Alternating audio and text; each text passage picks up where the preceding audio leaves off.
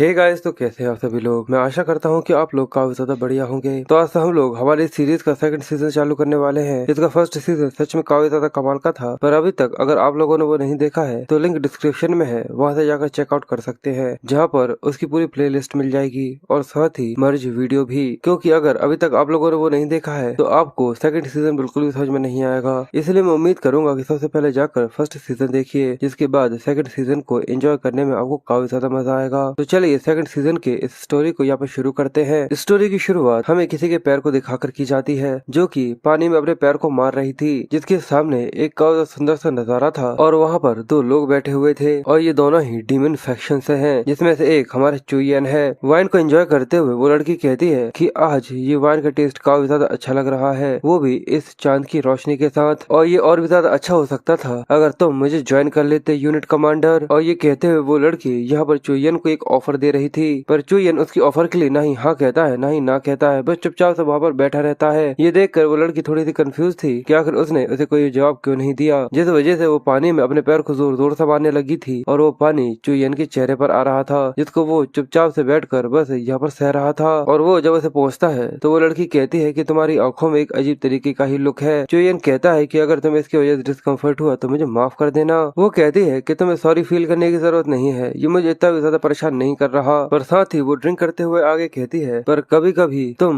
मुझे किसी की याद दिलाते हो जो कि मुझे ऑब्जर्व किया करता था। वो कहता है कि ऐसा कुछ भी नहीं है, पर वो आगे कहती है कि तुम जरूर उस लड़की को अभी भी याद करते होगे जिसको तुमने अपने दिल के अंदर बसा कर रखा हुआ है, और इस तरीके के झूठ मेरे ऊपर बिल्कुल भी काम नहीं करने वाले। चुयन इस चीज के लिए माफी मांगता है और वो मुस्कुराते हुए कहती है, अगर डेमोनिक ब्लेड एम्प्रेस जो कि तुम्हारे लिए मर गई, अगर उसे इसके बारे में पता चल जाता तो शायद उसे काफी बुरा लगता। चुयन कहता है कि मैं इस तरीके की यादों से अपना को दूर रखने की कोशिश करता हूँ, पर वो लड़की उससे आगे कहती है कि मैं काफी ज्यादा क्यूरियस हूँ ये जानने के लिए कि आखिर वो तुम्हारे दिल के अंदर कैसे चली गई, पर मैं ये सोचती हूँ कि तब भी तुम मेरा साथ देते जब अगर मैं उसे अपने हाथों से वहाँ पर मार देती। और ये कहते हुए वो उसे काफी ज्यादा डरावना और खौफनाक सा लुक देती है, पर चुयन उसे कोई भी जवाब नहीं देता, जिस वजह से फिर से वहाँ पर पूरे में शांति छा गई थी। जिसके बाद सीन शिफ्ट होता है और सीन शिफ्ट होकर माउंट हाउ के ऊपर आ जाता है, जो कि हमें प्रेजेंट टाइम के अंदर दिखाया गया था। कई सारी सीढ़ियों के ऊपर हमें एक छोटी सी चींटी जैसी दिखाई जाती है और वो कोई और नहीं बल्कि चुयन था, जो कि अपने यंगर वर्जन के अंदर है। वो कहता है कि हर बार डैम ये सीढ़ियाँ माउंटेन हाउ के वो कमीने वो सच में अपनी सीढ़ियों से कुछ जरूरत से ज्यादा ही प्यार करते हैं। जिसके बाद वो माउंटेन हाउ के लीडर के सामने बैठा हुआ था। वो कहते हैं कि डिवाइन फिजिशियन ने अब तुम्हें घूमने से कोई मना नहीं किया। वो कहता है कि हाँ, ऐसा भी नहीं है कि उस समय पर मैं काफी ज्यादा घायल हो गया था। वो चुयन से माफी मांगते हैं और कहते हैं कि सेक्ट लीडर होने की वजह से मुझे माफ कर देना, कि इस तरीके के खतरनाक इंसिडेंट के बीच में मैंने तुम्हें इस चीज के अंदर इन्वॉल्व कर लिया। पर वो कहता है कि नहीं, इस चीज में कोई दिक्कत नहीं है, पर इससे भी ज्यादा जरूरी कि ये वो समय नहीं है जब माउंटेन हाउ की वो सेरेमनी होती है। मुझे पता है कि ये सेक्ट के लिए कितना ज्यादा जरूरी है और क्या उसकी तैयारी अच्छे से हो रही है। वो बताते हैं कि इसको अब तक यहाँ पे शुरू हो जाना चाहिए था, पर अभी हम लोगों ने जानकर इसे कुछ दिनों के लिए डिले कर दिया है। ये सुनकर चुयन कंफ्यूज था कि आखिर डिले वो भी किस वजह से। शिनो से बताता है कि तुम इतना जल्दी इस चीज को भूल गए। चुयन ये सुनकर कंफ्यूज था और वो सोचता है कि माउंटेन हाउ के सबसे ज्यादा जरूरी सेरेमनीज में से एक उसे डिले कर दिया है। वो भी क्यों? क्योंकि माउंटेन हाउ के डिसाइबल्स यहाँ पर गायब हो रहे हैं और इस वजह से सेक्ट लीडर भी काफी ज्यादा परेशान थे। वो कहते हैं कि मुझे नहीं पता कि आखिर मैं तुमसे कितनी ज्यादा और किस तरीके से माफी मांग सकता हूँ। चुयन, जाकर अच्छे से आराम करो, मैं जल्दी फिर से तुमसे मिलने के लिए आऊंगा। पर वो हंसते हुए कहता है कि आप काफी ज्यादा बिजी लगते हैं, तो जब भी मुझे लगेगा मैं खुद ही यहाँ पर आ जाऊंगा। साथ ही वो सोचता है कि भाड़ में जाए, अब मैंने वो पीच ब्लॉसम स्टोन को वापस कर ही दिया है तो मुझे लगता है कि मुझे यहाँ से चले जाना चाहिए। पर साथ ही वो चुयन को बताते हैं कि कोई तुमसे मिलना चाहता है, इसलिए अब तुम्हें बाहर जाना चाहिए। चुयन कंफ्यूज था क्या मुझसे, और वो कंफ्यूज था कि आखिर वो कौन हो सकता है, क्या वो बीए है, सियोल है, या फिर वो फोंग हो सकता है। मुझे ऐसा नहीं लगता कि मैं अपने ये आफ्टरनून उन लोगों के साथ यहाँ पर बर्बाद करना चाहूंगा। और वो सेक्ट लीडर से मिलकर आ जाने के बाद एक सुकून की अंगड़ाई लेता है और कहता है कि सच में माउंटेन की हवा है काफी ज्यादा फ्रेश है, पर मुझे यहाँ पर कोई भी मेरा वेट करते हुए नहीं दिख रहा। पर अचानक ही उसका ध्यान गेट के पीछे उसकी छुपी हुई बहन के ऊपर जाता है। जैसे ही वो उसकी तरफ देखता है तो वो जल्दी से गेट के पीछे छुप जाती है, पर अचानक एक धक्के की वजह से वो बाहर आ गई थी, जो कि बीए ने दिया था। ये देखकर वो कहता है क्या करता हूँ, वहाँ पर क्या कर रही हो। वो काफी ज्यादा परेशान से होते हुए मुंह बनाकर कहती है कि मुझे सच में ये करने की जरूरत है। वहाँ से आवाज आती है कि हाँ बिल्कुल। चुयन चिल्लाते हुए कहता है क्या करता हूँ, वहाँ पर क्या बड़बड़ा रहे हो। वो चिल्लाते हुए कहते हैं कि कुछ नहीं। फिर वो धीरे धीरे कर मुंह फुलाते हुए चुयन के पास आती है और वो चुयन से कहती है कि कान खोलकर सुनना,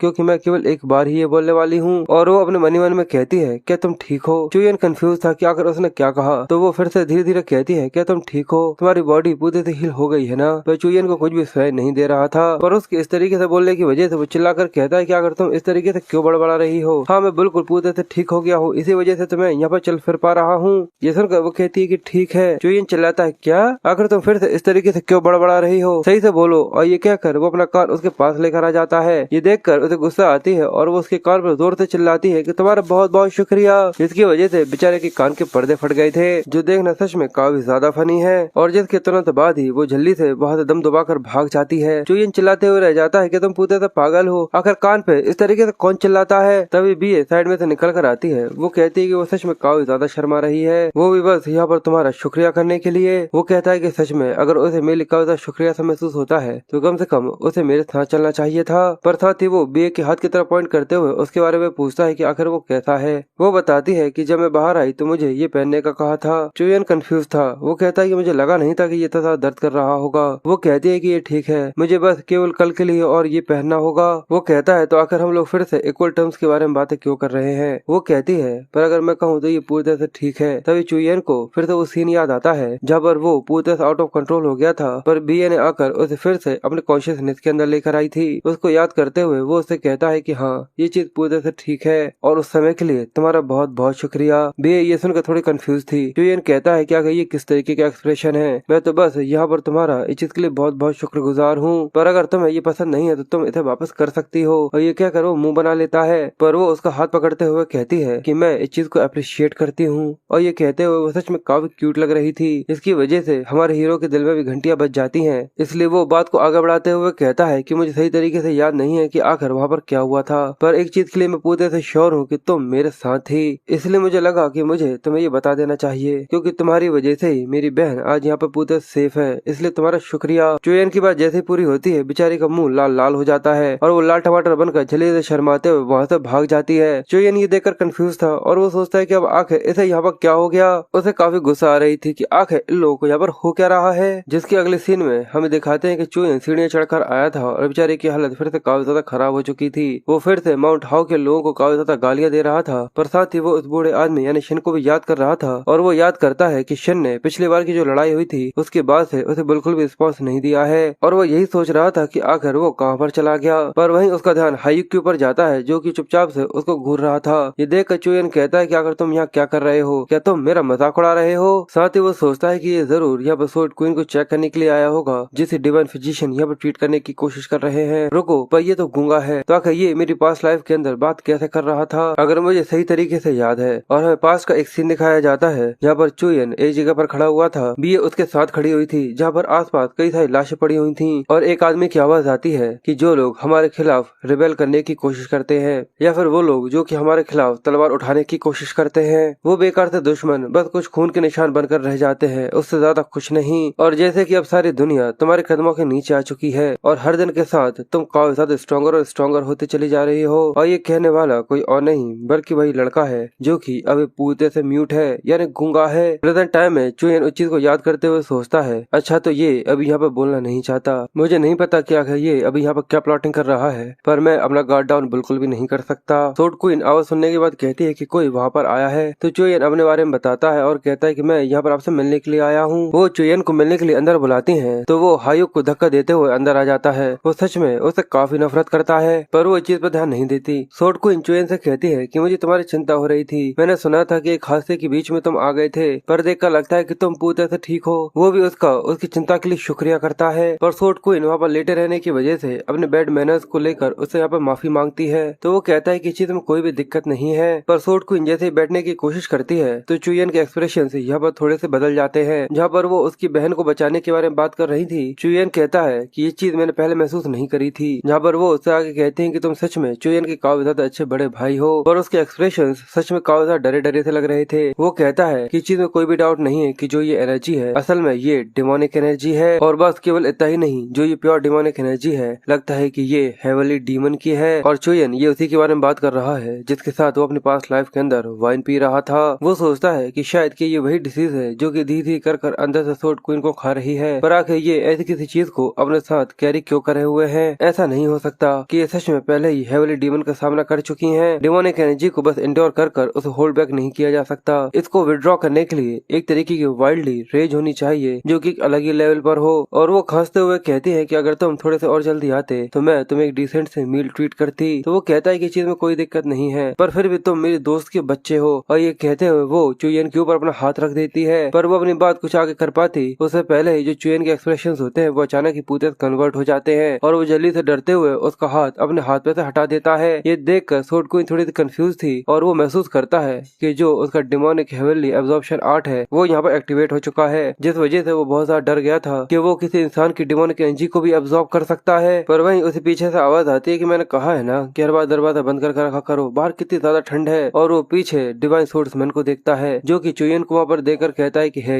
आखिर तुम यहाँ क्या कर रहे हो। और दूसरी तरफ हमें रियोन का सीन दिखाते हैं जो कि पहाड़ पर अपनी सोर्समैनशिप की प्रैक्टिस करने में लगी हुई थी और साथ ही वो बीए की टीचिंग्स को भी याद कर रही थी जो कि उसने उसे सिखाई थी। और उन सबको याद करते हुए लगातार कई सारे पावरफुल स्लैशेस लगाती है जिसकी वजह से वो काफी ज्यादा थक गई थी। साथ ही में वो उस इंसान को भी याद कर रही थी जिसने हाल ही के इंसिडेंट में बीए और चोयन को काफी ज्यादा बुरी तरीके से घायल कर दिया था। और साथ ही में उसे उस इंसान की वो बलगर बातें भी याद आ रही थी क्या इस तरीके की खूबसूरत सी लड़की आकर यहाँ पर कहाँ से आ गई, जल्दी से इसे यहाँ पर पीछे छोड़कर चले जाओ। वो सोचती है कि ये चीज पूरी से मीनिंगलेस है, आखिर मैं इन चीजों के साथ यहाँ पर क्या कर सकती हूँ। और उसे बीए की भी वो बातें याद आती है कि जल्दी से जाकर माउंटेन हाउ के लोगों को इसके बारे में बता दो। रियोन तुम्हें यहाँ पर सब्र करना होगा, तुम यहाँ पर कोई मदद नहीं कर सकती, इसलिए जल्दी से यहाँ से भागो। और ये कहकर बीए आगे बढ़ती है और रियोन जल्दी से वहाँ से भाग जाती है। वो सोचती है कि एज अ मार्शल आर्टिस्ट मैंने अपनी प्राइड को उस समय फेंक दिया था और साथ ही अपनी रिस्पॉन्सिबिलिटी को भी, और यहाँ तक इंसानियत जिसकी वजह से मैं वहाँ से भाग पाई। और सच में ये चीजें काफी ज्यादा पथेटिक है। और ये सब सोचते हुए वो इतनी ज्यादा प्रैक्टिस कर लेती है कि वो थक कर वहीं पर बैठ गई थी। तभी उसे पीछे से आवाज आती है कि तुम यहाँ पर ट्रेनिंग कर रही हो। वो कंफ्यूज जैसी साइड में देखती है, आवाज आती है लगता है कि तुमने अपने आप को जरूरत से ज्यादा ही हार्ड पुश किया है, लो जल्दी से थोड़ा सा पानी पी लो। और साथ ही फोंग आगे कहता है कि अपने आप की मदद करो। उसको वो देखकर कंफ्यूज थी, कहती है कि ये तो youngest please blossom source master है, अगर मेरी जगह ये वहाँ पर होता तो ये बिल्कुल भी किसी बेशर्म की तरह वहाँ से नहीं भागता। और साथ ही उसे अपने भाई के लिए कही हुई वो बातें भी याद आ रही थी कि अगर तुम्हारा भाई वहाँ पर नहीं होता तो चीजें और भी ज्यादा दिक्कत दे सकती थी। जैसे वो उठे तो उससे कहना कि वो मुझसे मिलने के लिए आए क्योंकि ये इतना ज्यादा अमेजिंग नहीं है। ये सुनकर वो कंफ्यूज थी कि आखिर सबका मतलब क्या है। डिवाइन फिजिशियन कहते हैं कि नामकौन क्लैन की लड़की भी तो वहाँ पर थी पर वो उस डीमन को हैंडल नहीं कर पाई, तो आखिर तुम्हारे भाई ने उसे किस तरीके से खत्म किया, आखिर किस तरीके की पावर और स्किल्स उसने वहाँ पर इस्तेमाल करे। मुझे पता है कि उसके पास एक काफी ज्यादा कॉम्प्लिकेटेड ऑरा है, पर मुझे लगा नहीं था कि वो उसका सच में इस्तेमाल कर सकता है। और उसकी बहन सोचते है कि मेरा भाई तो काफी ज्यादा आलसी और सेल्फिश है, पर ऐसा लगता है कि अब सभी लोग मार्शल आर्ट के पाथ पर चलना चालू कर चुके हैं। पर दूसरी तरफ मैं बस अपने मास्टर को पकड़े हुए हमेशा ही रोती रहती हूँ और इसलिए उसे अपने ऊपर काफी ज्यादा तरस आ रहा था। वो कहती है कि तुम्हें बस भागने के अलावा कुछ भी नहीं आता, अगर तुम किस तरीके की प्लीज ब्लॉसम के अंदर अपने आप को ब्लूम करना चाहती हो। और ये सब सोचकर वो फिर से अपनी तलवार को उठा लेती है। फोंग देकर कहता है कि तुम फिर से कंटिन्यू कर रही हो, अगर ऐसा है तो मैं बाद में आऊंगा। ये सुनने के बाद वो कहती है कि ठीक है, पर तुम्हें इसकी चिंता करने की जरूरत नहीं है। और ये कहकर वो उसे ठोकर देते हुए वहाँ से जा रही थी। फोंग ये देखकर थोड़ा कंफ्यूज था और वो उसे आवाज देता, पर वो तो जल्दी से भागते हुए वहाँ से निकल जाती है। और साथ ही वो कहती है कि प्लीज मुझे माफ कर दो। और उसे कई सारी बातें याद आ रही थी। यहाँ पर कोई कह रहा था कि तुम्हें ज्यादा रश करने की जरूरत नहीं है, इस चीज से फर्क नहीं पड़ता कि अगर तुम कौन से मार्शल आर्ट पाथ के अंदर चलते हो, पर ये पूते से ठीक होता है, भले ये कितना ज्यादा दुखी या फिर दर्द से भरा ही क्यों ना हो और इसके अंदर एनवी और जलनी क्यों ना हो, पर जिस दिन तुम्हारी तलवार के ऊपर एक सिंगल पेटल ही यहाँ पर ब्लूम कर जाएगा उस दिन तुम एक ट्रू मास्टर बन जाओगे और हम दोनों मिलकर यहाँ पर खेलेंगे। और यही सब सोचकर वो सच में काफी ज्यादा खुश थी, पर आज के समय पर ऐसा कुछ भी नहीं था। जिसके बाद हमें रात का सीन दिखाया जाता है, वो अपने मास्टर के पास भाग कर आ गई थी, जहाँ पर वो कहती है कि सच में काफी ज्यादा अंधेरा हो गया है, पर क्या आपने अपने खाने को स्किप तो नहीं किया। पर वहीं वो दरवाजा खोलने वाली थी, उससे पहले अंदर से उसे आवाज आती है किस तरीके से फालतू की बातें करना बंद करो। युयन कहता है कि मैं सच में काफी ज्यादा सीरियस हूँ। ये सुनकर वो समझ गई थी कि ये तो उसके बड़े भाई की आवाज है और उसे याद आता है कि दिन में आकर उसने क्या किया था। इसी वजह से वो थोड़ी सी परेशान थी। वो कहती है कि आखिर सभी लोगों में से ये यहाँ पर क्या कर रहा है। डिवाइन फिजिशियन की आवाज आती है कि तुम्हें सच में ऐसा लगता है कि मैं इस चीज के ऊपर यकीन करूंगा, आखिर तुम्हें दवाइयों के बारे में क्या पता है जो तुम अपना मुंह इस तरीके से चला रहे हो। पर वो कहता है मैं सच बोल रहा हूँ, ऐसी कोई भी मेडिसिन नहीं है जो कि इनको यहाँ पे फिक्स कर सकती है। वो चिल्लाते हैं बच्चे कि तुम सच में सीरियस हो, अगर तुम किसी बीमारी को दवाई से क्योर नहीं कर सकते तो आखिर तुम इसे क्योर कैसे कर सकते हो। क्या तुम्हें समझ में आ भी रहा है कि आखिर तुम यहाँ पर क्या कह रहे हो। वो कहता है कि हाँ मुझे पता है, पर मेरे मेथड के साथ शायद मैं यहाँ पर सोर्ड क्वीन को हील कर सकता हूँ। जैसे उसकी बहन ये सुनती है वो शॉक हो जाती है, फिर थपाक से वो दरवाजे को खोलती है और कहती है कि ये चीज सच है। सभी लोग अचानक ही उसे यहाँ पर देख थोड़े कंफ्यूज थे। चुयन उससे कहता है कि अगर तुम, और वो बहुत ज्यादा परेशान कहती है कि तुम सच में मेरे मास्टर को हील कर सकते हो। चुयन थोड़ा सोचते हुए कहता है कि पर मैं इस चीज के लिए पूरी तरह से श्योर नहीं हूँ। वो गुस्सा करती है, तो आखिर तुम यहाँ पर क्या करने के बारे में सोच रहे हो? यहाँ तक डिवाइन फिजिशियन भी इस चीज के ऊपर हार मान चुके हैं। ये सुनकर पूरी तरह से सभी लोग चुप से हो गए थे। चुयन कहता है कि अगर डिवाइन फिजिशियन इस चीज को अलाउ करते हैं तो मैं डिवाइन फिजिशियन की इस बीमारी को क्योर करने की कोशिश कर सकता हूँ। सोर्ड क्वीन उससे कहते हैं कि चुयन सबसे पहले हम लोगों को ये एक्सप्लेन करो कि आखिर तुम यहाँ पर क्या करने के बारे में सोच रहे हो। तो चुयन बताता है कि जो मेरी गूक्लेन की कल्टीवेशन टेक्निक है मैं उसे इस्तेमाल करूंगा, क्योंकि जो गूक्लेन की कल्टीवेशन टेक्निक है उसकी हीट हर एक एनर्जी की फ्लो को यहाँ एक्सपेल कर देती है, यानी दूर धकेलती है। क्योंकि जो मैंने महसूस किया है, असल में जो वो बीमारी है वो सोर्ड क्वीन की एनर्जी को अंदर से खा रही है, और वो ऐसा लगता है कि वो भी किसी तरीके की एनर्जी है। जब मैंने सोर्ड क्वीन के हाथ को टच किया था तो मैंने उस एनर्जी को महसूस किया था, और उस समय मैंने ये भी महसूस किया कि जो गूक्लेन का व्हील आर्ट है वो उस एनर्जी को भी अब एक्सपेल कर रहा है। सोर्ड क्वीन खांसते हुए कहती है कि गूक्लेन की कल्टीवेशन मेथड सच में इतनी ज्यादा इफेक्टिव है, मुझे तो ऐसा सही तरीके से याद भी नहीं है। वो सोचता है कि बिल्कुल ऐसा है ही नहीं, असल में ये फायर व्हील कल्टीवेशन आर्ट नहीं बल्कि डिमोनिक हेवनली एब्जॉर्प्शन आर्ट है, जो कि मैं यहाँ पर इस्तेमाल करने वाला हूँ। पर अगर मैंने किसी को भी इसके बारे में बता दिया तो क्या सच में कोई इस चीज के ऊपर यकीन करेगा? पर अगर मैं यहाँ पर हार मान लेता हूँ और पीछे की तरफ हट जाता हूँ तो जो सोर्ड क्वीन है तो शायद वो इस डिमोनिक एनर्जी को ज्यादा समय तक इंडोर नहीं कर पाएंगी, और इसकी वजह से जरूर उनकी मौत हो जाएगी। और अगर ये यहाँ पर सर्वाइव भी कर जाती है तब भी ये इस दुनिया से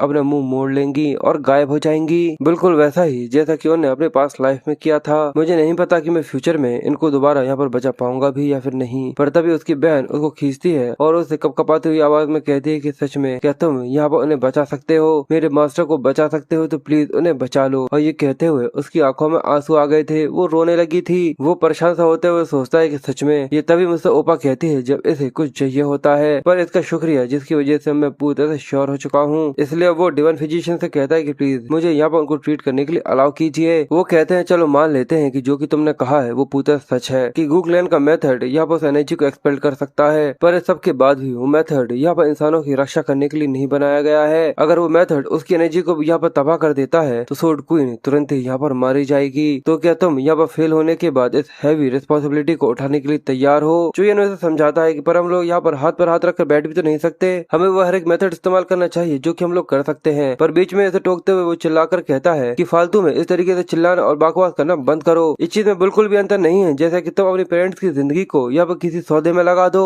पर तभी आवाज आती है, क्या तुम्हें मेरे ऊपर भरोसा है इस चीज के लिए या फिर नहीं? डिवाइन फिजिशियन को सोर्ड क्वीन की ये बात सुनकर काफी गुस्सा आता है और वो उसके ऊपर चिल्लाता है। वो कहती है मैं यहाँ पर इस तरीके से बैठकर उसे मेरे पास इस तरीके से रोता हुआ नहीं देख सकती, और इसके अलावा वैसे भी आप हर एक चीज जो कि आपके पास है उसे पहले ही इस्तेमाल कर देख चुके हैं। और जैसा कि चुयन ने अभी अभी यहाँ पर कहा, अगर यहाँ पर थोड़ा बहुत भी मौका है तो मुझे लगता है कि ये रिस्क लेने के लिए पूरी तरह से कीमत रखता है। इसलिए वो चुयन से कहती है कि चुयन अगर यहाँ पर कोई चीज गड़बड़ भी हो जाती है तो तुम्हें अपने ऊपर कोई भी बोझ लेने की जरूरत नहीं है। ये थोड़ी सी जिंदगी जो कि अब मेरे पास बची हुई है उसके अंदर मैं केवल अपनी इच्छा के ऊपर ही पूरी तरह से भरोसा रखती हूँ। डिवाइन फिजिशियन उसकी बात सुनने के बाद पसीना पसीना हो गए थे और वो कहते हैं कि अगर यहाँ पर कुछ भी हुआ तो मैं तुरंत ही बीच में आ जाऊंगा। इसका मतलब उन्हें चुयन को इस चीज की परमिशन दे दी है। चुयन सोर्ड क्वीन के पीछे बैठकर अपने हाथ उसकी पीठ पर रखना चालू करता है और सोचता है ये वही हाथ है जिनने अपनी पास्ट लाइफ के अंदर 1,000 से भी ज्यादा लोगों की जान ली है, और अब इन हाथों के साथ मैं यहाँ पर किसी को बचाने वाला हूँ। सच में लोगों को अगर इसके बारे में पता चलता तो लोग कितना ज्यादा हंसते। ऐसा पहली बार हो रहा है कि मुझे इस तरीके का प्रेशर महसूस हो रहा हो कि शायद ये वही रिस्पॉन्सिबिलिटी है जिसके बारे में डिवाइन फिजिशियन अभी बात कर रहे थे। इस सब के बाद भी कि मुझे ये करना होगा, पर अगर मैंने यहाँ पर कुछ भी नहीं किया तो मैं यहाँ पर कुछ भी नहीं बचा पाऊंगा। और ये सोचते हुए वो उसकी पीठ पर हाथ रखता है और उसके हाथ रखते ही वो एब्जॉर्प्शन आर्ट यहाँ पर चालू हो चुका था। चुयन को काफी ज्यादा इंटेंस प्रेशर और एनर्जी महसूस होना चालू हो जाती है, और जो उसका कोर था वो तेजी से उस एनर्जी को एब्जॉर्ब करते हुए पूरी तरह डिवॉर करना चालू कर देता है। अचानक ही चुयन को महसूस होता है जैसे कि वो एक दूसरी जगह पर पहुंच चुका है। वो उसकी डिवाइन रैल्म के अंदर आ चुका था जहाँ पर वो उस डार्क एनर्जी को देख रहा था जैसे वो लगातार एब्जॉर्ब किया जा रहा था। वो सरप्राइज था कि आखिर ये कितनी ज्यादा डिमोनिक एनर्जी है जो कि इसके अंदर है। कहते लंबे समय से सोर्ड क्वीन अकेले ही इतनी ज्यादा डिमोनिक एनर्जी के साथ लड़ रही है, और वहाँ पर चुयन को सोर्ड क्वीन का वो फिगर भी दिखता है जो कि लगातार उस डिमोनिक एनर्जी से लड़ रहा था। वो भागते हुए उसके पास जाता है जहाँ पर लगातार वो डिमोनिक एनर्जी उसे पूरी तरह से खाने में लगी हुई थी। वो ये सब देखकर कहता है कि सच में ये काफी सीरियस है, अगर मैंने जरा सा भी फोकस यहाँ पर खो दिया तो सब कुछ खत्म हो जाएगा। क्या मैं सच में इस से एब्जॉर्ब करने के बाद भी इस चीज को विड्रॉ कर पाऊंगा। फिर वो अपने आप को संभालते हुए कहता है कि बिल्कुल इसे मेरा कर्म इंड्योर करेगा, और फिर वो पूरी डिमोनिक एनर्जी को एब्जॉर्ब करना चालू कर देता है और वो डिमोनिक एनर्जी काफी ज्यादा तेजी से चुयन की तरफ बढ़ना चालू कर देती है और जो उसका कोर था वो काफी ज्यादा तेजी से रिएक्ट कर रहा था। ऐसा लगता है जैसे कि उसके शरीर से आग निकलना चालू हो गई है और वो कोर के अंदर जितनी भी डिमोनिक एनर्जी थी वो सब इसकी वजह से जलती चली जा रही है। वो डिमोनिक एनर्जी यहाँ पर चिल्लाना चालू कर देती है और अब धीरे धीरे कर वो काफी ज्यादा गुस्से में चिल्ला रही थी। पर यहाँ पर जो सूट क्वीन थी अब वो धीरे से अपनी तलवार बाहर निकालना चालू करती है और जैसे ही आग खोलती है वो अपनी तलवार बाहर निकालती है और अगले पल हमें चुयन को दिखाते हैं जो कि उस पूरी डिमोनिक एनर्जी को एब्जॉर्ब करने के बाद पूरी तरह से बेहोशा हो रहा था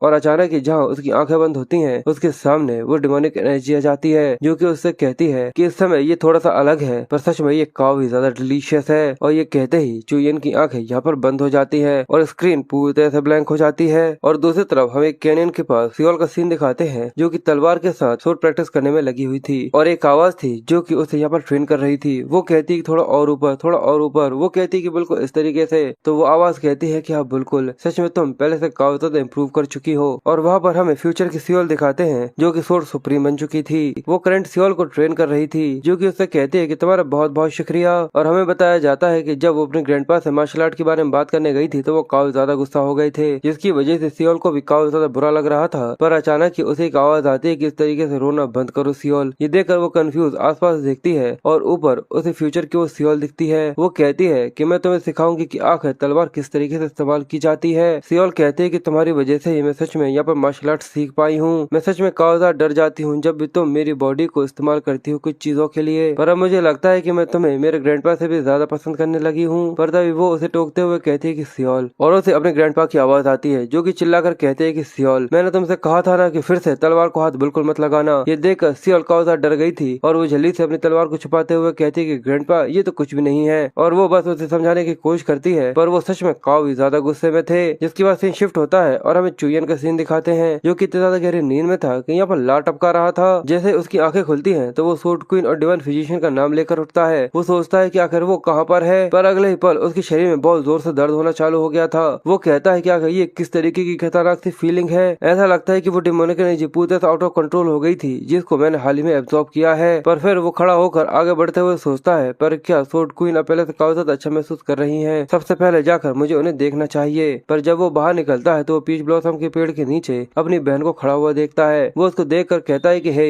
आखिर तुम क्या कर रही हो। पर उसकी बहन ऊपर की तरफ देख कर काफी ज्यादा खुशी हो रही थी। चुयन भी ये देख कर कंफ्यूज था क्योंकि अचानक ही वहाँ से कूद कर एक औरत नीचे आ रही थी जिसको देख कर चुयन की बहन सच में काफी ज्यादा खुश थी कि उसकी आंखों में आंसू आ गए थे। और वो औरत मुस्कुरा रही थी और ये कोई और नहीं बल्कि सोट क्वीन थी जो कि उस डिमोनिक एनर्जी के निकल जाने की वजह से पूरी तरह से ट्रांसफॉर्म हो चुकी थी। और वो अपने पैर के थोड़े से धक्के से आसमान में काफी ज्यादा ऊपर पहुंच जाती है बिल्कुल किसी रॉकेट की तरह। चुयन भी इस ट्रांसफॉर्मेशन को देखकर काफी ज्यादा शॉक था। वो कहता है कि आखिर ये क्या है, पर रुक जाओ, क्या सच में ये फिर से अपने केवल बस नॉर्मल स्टेट के अंदर आ गई है। वो अपनी तलवार को घुमाती है और आसमान में 2 स्ट्राइक देती है जिस वजह से आसमान 2 हिस्सों में पूरे से चिर चुका था। बादल अलग अलग हो चुके थे और सच में ये सीन देखने में काफी ज्यादा ओपी है। अब वो नीचे आ जाने के बाद चुयन को देखकर बोलती है, अच्छा तो क्या तुम उठ गए चुयन। एक चीज थी जिसका मैं इंतजार कर रही थी, सोच रही थी कि जब तुम उठोगे तब तुमसे बोलूंगी। और वो भागते हुए अपने मास्टर से जाकर मिल जाती है जहाँ पर वो उससे कहती है कि तुम्हारा बहुत बहुत शुक्रिया, ये सब केवल तुम्हारी वजह से ही हुआ है, तुम्हारा बहुत बहुत शुक्रिया चुयन। पर वो एम्बेरस होते हुए कहता है कि नहीं मैं तो बस। साथ ही वो सोचता है कि मैं इस तरीके की सिचुएशंस के अंदर बिल्कुल भी अच्छा नहीं हूँ। और उसके सर पर जो नीडल्स लगी हुई थी अगले पल वो वहाँ से हट जाती हैं और उसे आवाज आती है कि बच्चे तुमने काफी अच्छा काम किया, तुमने सच में उसके सिस्टम से उस एनर्जी को बाहर निकाल कर फेंक दिया। ये सच में काफी इंटरेस्टिंग था। पर उसके चेहरे पर एक डरावना सा लुक दिख रहा था जो कहता है कि प्लीज एक बार वो कल्टिवेशन मेथड मुझे वेरीफाई करने दो जो कि तुमने यहाँ पर इस्तेमाल किया है। और चुयन ये देखकर सच में काफी ज्यादा डर गया था जिसके बाद वो चुयन के पीछे पड़ जाते हैं और चुयन बस उनसे भागने की कोशिश कर रहा था। और ये देखकर सोर्ड्स क्वीन सच में काफी ज्यादा खुश थी। जिसके अगले सीन में हमें बीए को दिखाते हैं जो कि काफी ज्यादा ओमनियस एनर्जी को रिलीज करते हुए कहती है कि आखिर पिछली रात तुम कहाँ पर थे। जैसे चुयन ये सुनता है उसके मुंह से बेचारे का खाना निकल जाता है। बेचारे को सुकून कहाँ मिलेगा यार। वो जल्दी से खांसते हुए अपना को संभालने की कोशिश करता है और बीए उससे कहती है कि आखिर पिछली रात तुम कहाँ जाकर सोए थे। ऐसा लगता है कि उसने अभी से बीवी वाले हक इस्तेमाल करना चालू कर दिया है। वो सोचता है कि आखिर मुझे ऐसा महसूस क्यों हो रहा है जैसे कि इसने मुझे कुछ चीटिंग करते हुए या फिर कुछ ऐसा ही करते हुए पकड़ लिया हो। मुझे ऐसा लगता है जैसे कि मैंने उससे शादी कर ली हो। और वो उससे कहता है कि असल में मैं सारी रात ट्रेनिंग करता रहा था और मेरी उसी जगह पर नींद लग गई थी क्योंकि मैं सच में काफी ज्यादा थक गया था। ये सुनकर वो कहती है कि सच में ऐसा ही है। तो वो कहता है कि हाँ ऐसा ही है, आखिर मैं तुमसे झूठ क्यों बोलूंगा। पर साथ ही वो सोचता है कि आखिर मेरे यहाँ पर इस तरीके से पूछताछ क्यों चल रही है। पर वो अपना हाथ पटकते हुए कहती है कि कम से कम तुम्हें मुझे बता तो देना चाहिए कि तुम रात को नहीं आओगे। तुम्हें पता है कि तुम नहीं आए थे तो मुझे कितनी ज्यादा चिंता हो रही थी। अगली बार समय पर मुझे इस चीज के बारे में बता देना। और ये कहकर वो वहाँ से चली जाती है। चुयन उसे आवाज दे रहा था कि आखिर तुम आधे खाने में यहाँ से कहाँ जा रही हो। तो वो कहती है कि ट्रेनिंग करने के लिए। चुयन कहता है कि सच में ये काउदा टेंस था। जिसके बाद उसका ध्यान सियोल के ऊपर जाता है, जिसको देखकर वो कहता है कि अगर अचानक आज तुम्हें क्या हो गया, आखिर आज तुम इतना शांत शांति क्यों हो। ये सुनने के बाद वो अगले ही पल जोर जोर से चिल्लाकर रोना चालू कर देती है। ये देखना सच में काफी ज्यादा फनी था। और ये देख कर कि वो अपना खाना पूरे में बिखरा रही है, चुयन कहता है कि सच में कितना ज्यादा गंदा है, आखिर तुम ये क्या कर रही हो। पर वो तो बस बच्चों की तरह रोते हुए अपना खाना पूरे में बिखरा रही थी। और वो रोते हुए कहती है कि ग्रैंडपा, उन्होंने कहा कि मैं ऐसा नहीं कर सकती, मुझे ये चीज बिल्कुल भी अलाउ नहीं है। वो सच में काफी ज्यादा डरावने हैं, आखिर ऐसा क्यों है। चुयन गुस्से में उसको मुंह पकड़ते हुए कहता है कि आखिर तुम ये क्या बकवास करने की कोशिश कर रही हो। सबसे पहले अपना खाना खाओ, उसके बाद बात करने की कोशिश करना। अब बेचारी चुप हो गई थी और चुयन परेशान होते हुए कहता है कि सच में ये कितनी ज्यादा तकलीफ की बात है। वैसे मेरे हाथ पूरी तरह से भरे हुए हैं। सबसे पहले वो डिमोनिक एनर्जी जो कि अभी अभी मेरे शरीर के अंदर एंटर करी है, वो मुझे काफी ज्यादा परेशान कर रही है। और वो ओल्ड मैन शिन जो कि काफी समय से मुझे दिखा नहीं है। ऐसा तो नहीं कि वो आवाज जो कि डिमोनिक एनर्जी को एब्जॉर्ब करते हुए मैंने महसूस करी थी कि इसे खा लो, ये काफी ज्यादा टेस्टी है। वो सोचता है कि शायद ऐसा तो नहीं कि ये उस आवाज से रिलेटेड हो जिस वजह से वो यहाँ से गायब हुआ हो। कि इसके पहले उन्हें ऐसा कुछ मुझसे कहा नहीं था कि वो मेरे शरीर के अंदर कुछ ऐसा है जिसको वो यहाँ पर कंप्रेस करने की कोशिश कर रहे हैं। ऐसा तो नहीं कि उस चीज ने उन्हें भी यहाँ पर डिवावर कर लिया हो। पर वहीं चुयन को हॉन्क की आवाज आती है जो कि उसे कहती है कि आपसे कोई मिलने के लिए आया है। वो थोड़ा कंफ्यूज था, पर जैसे ही वो दरवाजा खोलती है तो वहाँ पर उसकी छोटी बहन थी जो कि उसे कहती है कि तुम्हारे लंच को यहाँ पर इंटरप्ट करने के लिए मुझे माफ कर देना। पर वो अपनी बहन को देखकर कंफ्यूज था, पर वो बस साइड में देख रही थी। चुयन गुस्से में कहता है कि आखिर तुम बार बार मेरे पास इस तरीके से नजरों के साथ क्यों आ जाती हो। वो कहती है कि अपने बकवास करना बंद करो, मुझे ऐसा लगता है इसलिए ठीक है। मास्टर की इंटरनल एनर्जी फिर से नॉर्मल होने चालू हो चुकी है, इसलिए मैं बस यहाँ पर तुम्हारा शुक्रिया करना चाहती थी क्योंकि तुमने मास्टर को ठीक कर दिया। हाल ही में ऐसी कई सारी चीजें हैं जिनकी वजह से मेरे ऊपर तुम्हारा काफी ज्यादा बड़ा कर्ज हो चुका है। चुयन ये देखकर थोड़ा कंफ्यूज था। वो कहता है कि सच में तुम ऐसी बातें करने के लिए मेरे पास आई थी, क्या तुम्हारे पास कोई और काम करने के लिए नहीं है। ये सुनकर उसे काफी ज्यादा गुस्सा आता है और वो फिर से चुयन के ऊपर चिल्लाना चालू कर देती है। और ये सब भी देखना सच में काफी ज्यादा फनी है कि भाई बहन एक दूसरे के साथ किस तरीके से लड़ते हैं। अगर आपकी भी कोई भाई बहन है जो कि आपसे इस तरीके से बिहेव करते हैं तो प्लीज कमेंट में जरूर बताइएगा। और वो कहती है कि मास्टर क्या सच में आप मेरे भाई से मिलना चाहती हैं, ये जानने के बाद भी वो कितना ज्यादा मीन है। पर वो कहती है कि इस चीज में कोई भी दिक्कत नहीं। चुयन ये देखकर कंफ्यूज था। वो कहती है कि रुको, क्या मास्टर। चुयन को आवाज आती है कि मेरी जिंदगी तुम्हारा कर्ज है जिसको केवल शब्दों के अंदर बयां नहीं किया जा सकता। साथ ही वो चुयन से आगे कहती है, ऐसा लगता है कि तुम मुझे यहाँ पर देखकर सरप्राइज हो गए। चुयन के मुंह से तो आवाज तक नहीं निकल रही थी। फिर वो हिचकिचाते हुए कहता है कि उस एनर्जी के शरीर के निकल जाने के बाद से आपको इस तरीके से हेल्दी देखकर काफी ज्यादा अच्छा लग रहा है। और वो उसके ट्रांसफॉर्मेशन को देखकर अभी तक सच में काफी ज्यादा हक्का बक्का सा था। वो कहती है कि मुझे भी ऐसा नहीं लगा था कि इतना जल्दी मैं अपने फॉर्मल स्टेट के अंदर वापस आ जाऊंगी। वो कहता है कि आप पूरी तरह से रिकवर हो चुकी हैं। वो बोलती है कि हाँ, पर अगर तुम्हें क्या लगता है। चुयन बोलता है कि आप काफी ज्यादा अच्छी लग रही हैं, वहाँ से तो काफी ज्यादा अच्छी जब मैंने आपको आपके रूम के अंदर देखा था। वो आगे कहती है कि एक वजह जिस वजह से मैं यहाँ पर आई हूँ क्योंकि मैं चाहती हूँ कि जो तुमने मेरे लिए किया है मैं किसी तरीके से उसे पे बैक कर सकूँ। इसलिए चुयन जो भी तुम्हारी इच्छा हो तुम मुझसे कहो, मैं उसको पूरा करने की कोशिश करूंगी। मेरी जिंदगी तुमने बचाई है तो किसी भी समय पर तुम्हारे लिए मैं ये देने के लिए तैयार हो जाऊंगी। ये सुनने के बाद उसकी बहन थोड़ी सी परेशान सी हो जाती है। चुयन कहता है कि आखिर आप आपकी जिंदगी को लाइन पे कैसे रख सकते हैं जहाँ पर बड़ी मुश्किल से उसे अभी अभी बचाया गया है। वो कहती है कि चीज में कोई भी दिक्कत नहीं, वैसे ही मैं वहाँ पर मरने ही वाली थी, तो अगर तुम्हारी कोई रिक्वेस्ट हो तो मैं उसे पूरा करने के लिए तैयार हूँ, तो बस जल्दी बताओ कि अगर तुम्हें क्या चाहिए। वो कहता है क्या कोई चीज की चिंता नहीं है कि आखिर मैं यहाँ पर क्या रिक्वेस्ट कर सकता हूँ। सोर्ड क्वीन बोलती है कि जितना कि मैं तुम्हें जानती हूँ इस चीज से तो मैं पूरी तरह से श्योर हूँ कि जो भी तुम यहाँ पर मुझसे मांगोगे वो कुछ भी बुरा नहीं होगा और ऐसा कुछ भी नहीं होगा जो कि दूसरों को नुकसान पहुंचाए। पर जिस तरीके से उनने उसके हाथ के ऊपर हाथ रखा हुआ था, चुयन अपने आप में थोड़ा सा डिस्गस्टिंग सा महसूस करता है। वो कहता है कि आगे ऐसा कैसे हो सकता है, क्या तुम बस मुझे सामने से इस तरीके से देखकर ही इस कंक्लूजन पर पहुंच गई। और उसे अपने पास लाइफ का वो सीन याद आता है कि जब उसने पूरे माउंट हाउ को लगभग पूरी तरह तबाह कर दिया था। बस केवल एक ही आदमी था जो कि वहाँ पर जिंदा था और बाकी सभी वहाँ पर मारे जा चुके थे। और वो सोचता है कि मैं वही सेम इंसान हूँ जिसने माउंट हाउ के हर एक इंसान को खत्म कर पूरी तरह से खाक में मिला दिया था। और भले ही इस समय उनकी कोई भी गलती नहीं थी कि वो मेरी बहन की रक्षा नहीं कर पाए थे, पर मैं बस अपने गुस्से को बाहर निकालना चाहता था। पर वही सीन फिर से प्रेजेंट में शिफ्ट हो जाता है जहाँ पर वो कहती हैं, अगर तुम चाहो तो बाद में इसके बारे में मुझे बता सकते हो और इसी वजह से कुछ ऐसा है जो कि मैं तुमसे पूछना चाहती हूँ। और इसलिए वो आगे बोलती है कि तुम लोगों के खाने को इंटरप्ट करने के लिए प्लीज मुझे माफ कर देना, पर क्या चुयन के साथ मैं अकेले थोड़ी देर बात कर सकती हूँ। सियोल और रियोन दोनों ये सुनकर थोड़ी कंफ्यूज थी। वो कहती है कि मास्टर आप ये चाहते हैं कि मैं भी यहाँ से जाऊँ? तो वो कहती है कि हाँ, मुझे अकेले में तुम्हारे भाई से थोड़ी सी बात करनी है। ये सुनकर वो उदास होकर वहाँ से चली जाती है और कहती है कि ठीक है। चुयन सियोल की तरफ इशारा करता है और कहता है कि अगर तुम यहाँ से क्यों नहीं गई, पर वो अपने खाने को छोड़कर नहीं जाना चाहती थी। वो कहती है कि देखो ना, मैंने अपने कानों में हाथ डाल लिया है, मैं कुछ भी नहीं सुनूंगी, मैं वो चुपचाप से यहाँ पर खा रही हूँ। ये देखकर वो उसे लात मारकर वहाँ से बाहर निकाल देता है, जो देखना सच में काफी फनी था।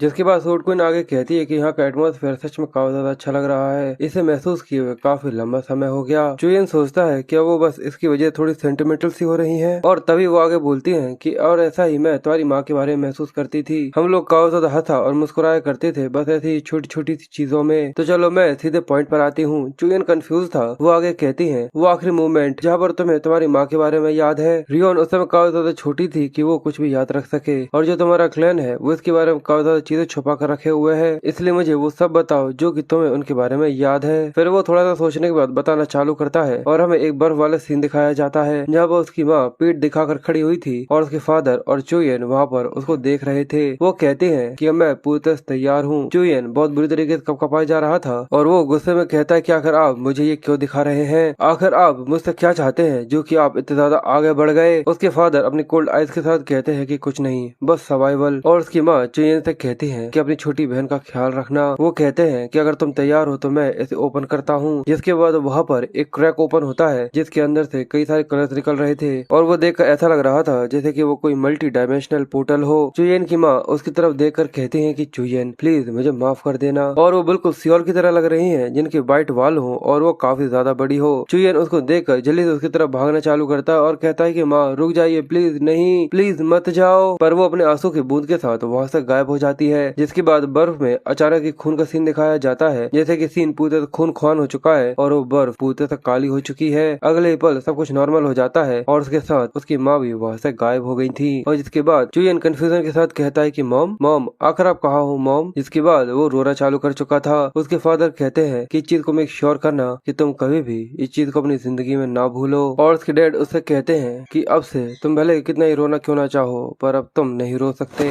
पर वो गुस्से में अपने फादर की तरफ देखते हुए काफी ज्यादा भयानक और खतरनाक सा लुक देते हुए कहता है कि आखिर तुमने मेरी माँ को कहाँ भेज दिया। और उसके डैड इस चीज पर बिल्कुल भी ध्यान न देते हुए घूमते हैं और कहते हैं कि मेरे साथ चलो, मुझे तुम्हें कुछ दिखाना है। फिर वो चुयन को एक जगह पर लेकर आ जाते हैं जहाँ पर काफी ज्यादा चेन से बंधी हुई थी। वो चुयन को दिखाते हुए कहते हैं कि जरा इस चीज को करीब से देखो, यही एक वजह है जिसकी वजह से गूक्लेयर अब तक एग्जिस्ट कर रहा है। ये इसकी लेगेसी है और बर्डन है जो कि तुम्हें इनहेरिट करना होगा। और चुयन ये देखकर दंग रह गया था। इस सब को याद करते हुए चुयन कहता है कि मैं इसके बारे में नहीं कह सकता। थॉट क्वीन कहती है पर क्या वो इस दुनिया में कहीं पर है। चुयन कहता है कि मैं इसके बारे में भी कुछ नहीं कह सकता, और ऐसा फर्क नहीं पड़ता कि आखिर आप कितने बार पूछती हैं, पर हमेशा ही मेरा आंसर यही रहेगा। थॉट क्वीन कहती है कि ठीक है, मैं समझ गई, अब से मैं फिर से तुमसे इसके बारे में कुछ भी नहीं पूछूंगी। और साथ ही वो उसे सहलाते हुए कहती है कि मुझे माफ कर देना, मुझे पता है कि टफ स्पॉट पर तुम्हारे इस तरीके से आंसर देना भी काफी ज्यादा दिक्कत दे सकता है। और इसके अलावा मैंने ये भी सुना है कि तुम्हारी छोटी बहन की वो काफी ज्यादा मदद कर रही है। मैं उस लड़की के बारे में बात कर रही हूँ जो कि तुम्हारे साइड में बैठकर खाना खा रही थी। वो कहती है कि हाँ, वो सच में काफी ज्यादा प्रिटी लेस है, पर फिर वो उसके काफी करीब आकर कहती है कि नहीं, ऐसा लगता है कि वो काफी ज्यादा छोटी है, शायद कोई और है जो कि ऐसा है। मैंने सही कहा ना? तो वो कहता है कि हाँ, और वो सोचता है रियोन ने इसके बारे में उसे कुछ कहा तो था, पर वो काफी ज्यादा टिपिकल है। पर अगर वो लड़की जिसने उसे तलवार सिखाई है वो शायद ऐसा हो सकता है कि वो नामगौन की बीए होगी। पर फिर वो उससे आगे कहती है कि ठीक है, ये बहुत हुआ, मुझे पता है कि तुम जल्दी ही अपने क्लैन के अंदर वापस जाने वाले हो, और आखिर तुमने यहाँ से जाने के बारे में कब प्लान करा हुआ है? वो कहता है कि जल्दी ही। वैसे भी रियोन ने कहा है कि वो नहीं जाना चाहती, तो मुझे लगता है कि यहाँ पर रहने का मेरा कोई भी मतलब नहीं है। थॉट क्वीन कहती है अच्छा ऐसा है। जिसके बाद वो रियोन को आवाज देती है जो कि बाहर गेट पर ही खड़ी हुई थी। वो कहती है कि हाँ मास्टर, और वो अचानक दरवाजा खोलते हुए कहती है कि तुम सच में अपने घर नहीं जाना चाहती? तो वो हिचकिचाते हुए कहती है कि असल में मुझे आपकी काफी चिंता हो रही थी। पर वो कहती है कि पर तुम काफी लंबे समय से वहाँ नहीं गई हो।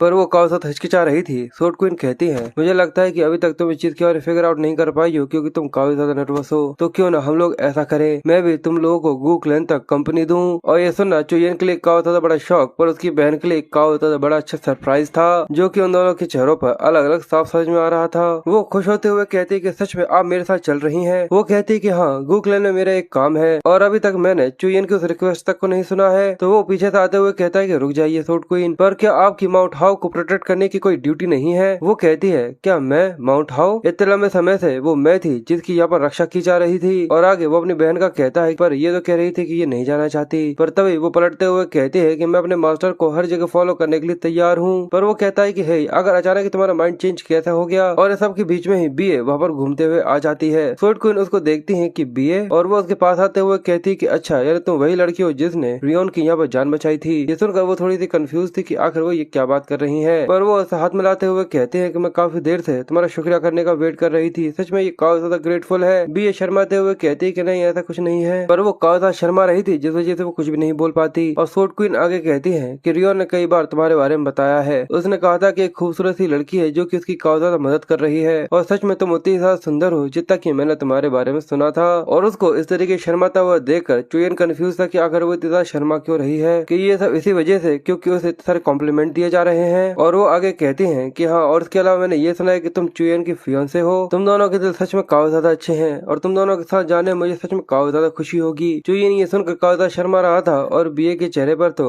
अलग ही मुस्कुराहट दिखी रही थी। पर चुयन कंफ्यूज होते हुए कहता है कि अगर तुम्हें कैसे पता कि हम लोगों की एंगेजमेंट हो रही है? और इस सब के बीच में सियोल को फ्यूचर वाली सियोल की बात सुनाई देती है कि चलो प्रैक्टिस करने के लिए चलते हैं। ये सुनकर वो खुश हो जाती है और उन सभी को पीछे छोड़कर जल्दी से वहाँ से भाग जाती है। चुयन ये देखकर कंफ्यूज था। वो कहता है कि अगर तुम कहाँ जा रही हो? पर वहीं रियोन अपने मास्टर के पास जाती है और उनसे कहती है कि जो माउंट हाउ की सेरेमनी है वो काफी ज्यादा पास आ चुकी है, तो क्यों ना उसके बाद हम लोग यहाँ से निकले। ये सुनकर वो कहती है कि अगर चुयन को इस चीज में कोई दिक्कत ना हो तो ठीक है। वो कहता है कि अगर उसने ये सोच लिया है और वो यहाँ से जाना चाहती है तो आखिर मैं इसमें क्या कह सकता हूँ, और ये तो आपके ऊपर भी डिपेंड करता है। ये सुनकर वो काफी खुश हो जाती है और कहती है तो चलो इसके बाद हम लोग यहाँ से निकल जाएंगे। पर साथ ही वो रियोन को काफी ज्यादा करीब से देख रही थी। ये देखकर वो डरते हुए कहती है कि मास्टर आखिर क्या हो गया? वो रियोन को काफी ज्यादा घूर घूर कर देखते हुए कहती है कि अब मैं सूरज की रोशनी में ये सब देख रही हूँ, इसलिए ये चीज मेरे दिमाग में आ रही है। रियोन, क्या तुम पहले से थोड़ी सी मोटी हो गई हो? जैसे ही वो ये सुनती है तो वो शर्मा कर लाल लाल हो जाती है और बेचारे चुयन की तो हंसी छूट गई थी। पर वो वहीं पर ही नहीं रुकती। वो आगे कहते हैं कि हाँ हाँ, मुझे पता है कि तुम मेरा ख्याल रखने में काफी ज्यादा बिजी थी, मुझे माफ करना। पर उनकी इस तरीके से बात सुनकर चुयन की हंसी बिल्कुल रुकने का नाम ही नहीं ले रही थी। और वो आगे कहती है कि मैं ये सोच रही थी कि क्यों ना तुम चुयन के साथ यहाँ पे एक स्पा करो। ये सुनकर वो शौक होते हुए कहता है क्या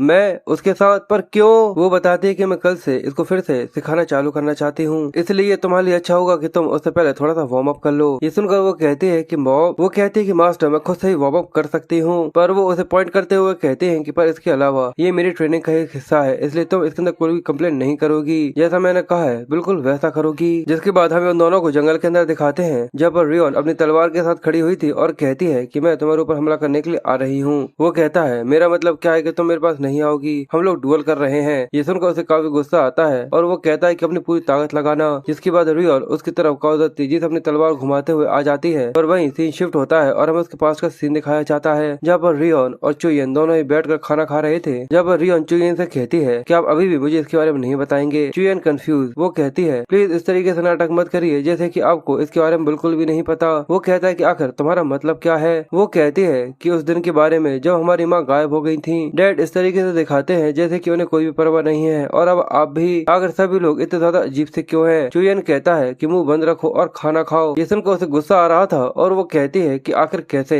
चुयन कहता है कि क्या? वो गुस्से में चिल्लाती है कि अगर तुम भी इस तरीके से कैसे हो सकते हो, हमारी माँ गायब हो चुकी है। वो कहता है कि अचानक तुम चिल्ला क्यों रही हो? वो कहती है कि हाँ बिल्कुल मैं चिल्लाऊंगी। इस सब के बाद भी आखिर तुम इतनी ज्यादा शांति से खाना कैसे खा सकते हो जब हम लोगों को ये नहीं पता कि आखिर हमारी माँ कहाँ चली गई और आखिर वो वापस आएंगी या फिर नहीं, और तुम इस चीज की बिल्कुल भी चिंता नहीं है। ये सुनकर चुयन को भी अब काफी गुस्सा सा आने लगा था क्योंकि अंदर ही अंदर वो बस इस चीज का नाटक कर रहा था कि उसे इस चीज के बारे में कोई भी फर्क नहीं पड़ता। वो काफी गुस्से में उस टेबल को यहाँ पर फेंक देता है और कहता है कि भाड़ में जाओ, इस तरीके से टेबल पर रोना बंद करो। मैंने कहा ना कि मुझे इस चीज के बारे में नहीं पता कि आखिर वो कहाँ चली गई, और मुझे ये भी नहीं पता कि आखिर वो कब आएंगी। क्या तुम्हें समझ में नहीं आ रहा? आखिर तुम बार बार एक ही चीज पूछ पूछ कर मेरा दिमाग खराब क्यों करती रहती हो? वो मर चुकी है। क्या ये सुनकर अब तुम्हें काफी अच्छा लग रहा है? हमारी माँ मर चुकी है, क्या ये तुम्हारे क्वेश्चन का आंसर है? वो बहुत बुरी तरीके से कपकपा कर रोते हुए कहती है क्या हमारे डैड ने उन्हें मार दिया? चुयन कहता कहता है कि मुझे नहीं पता, खुद से इसके बारे में पता लगा लो या फिर फादर से जाकर पूछो, पर बस बार बार उनकी बातें करना बंद करो और चुप हो जाओ और अब इसके साथ जीना सीख लो।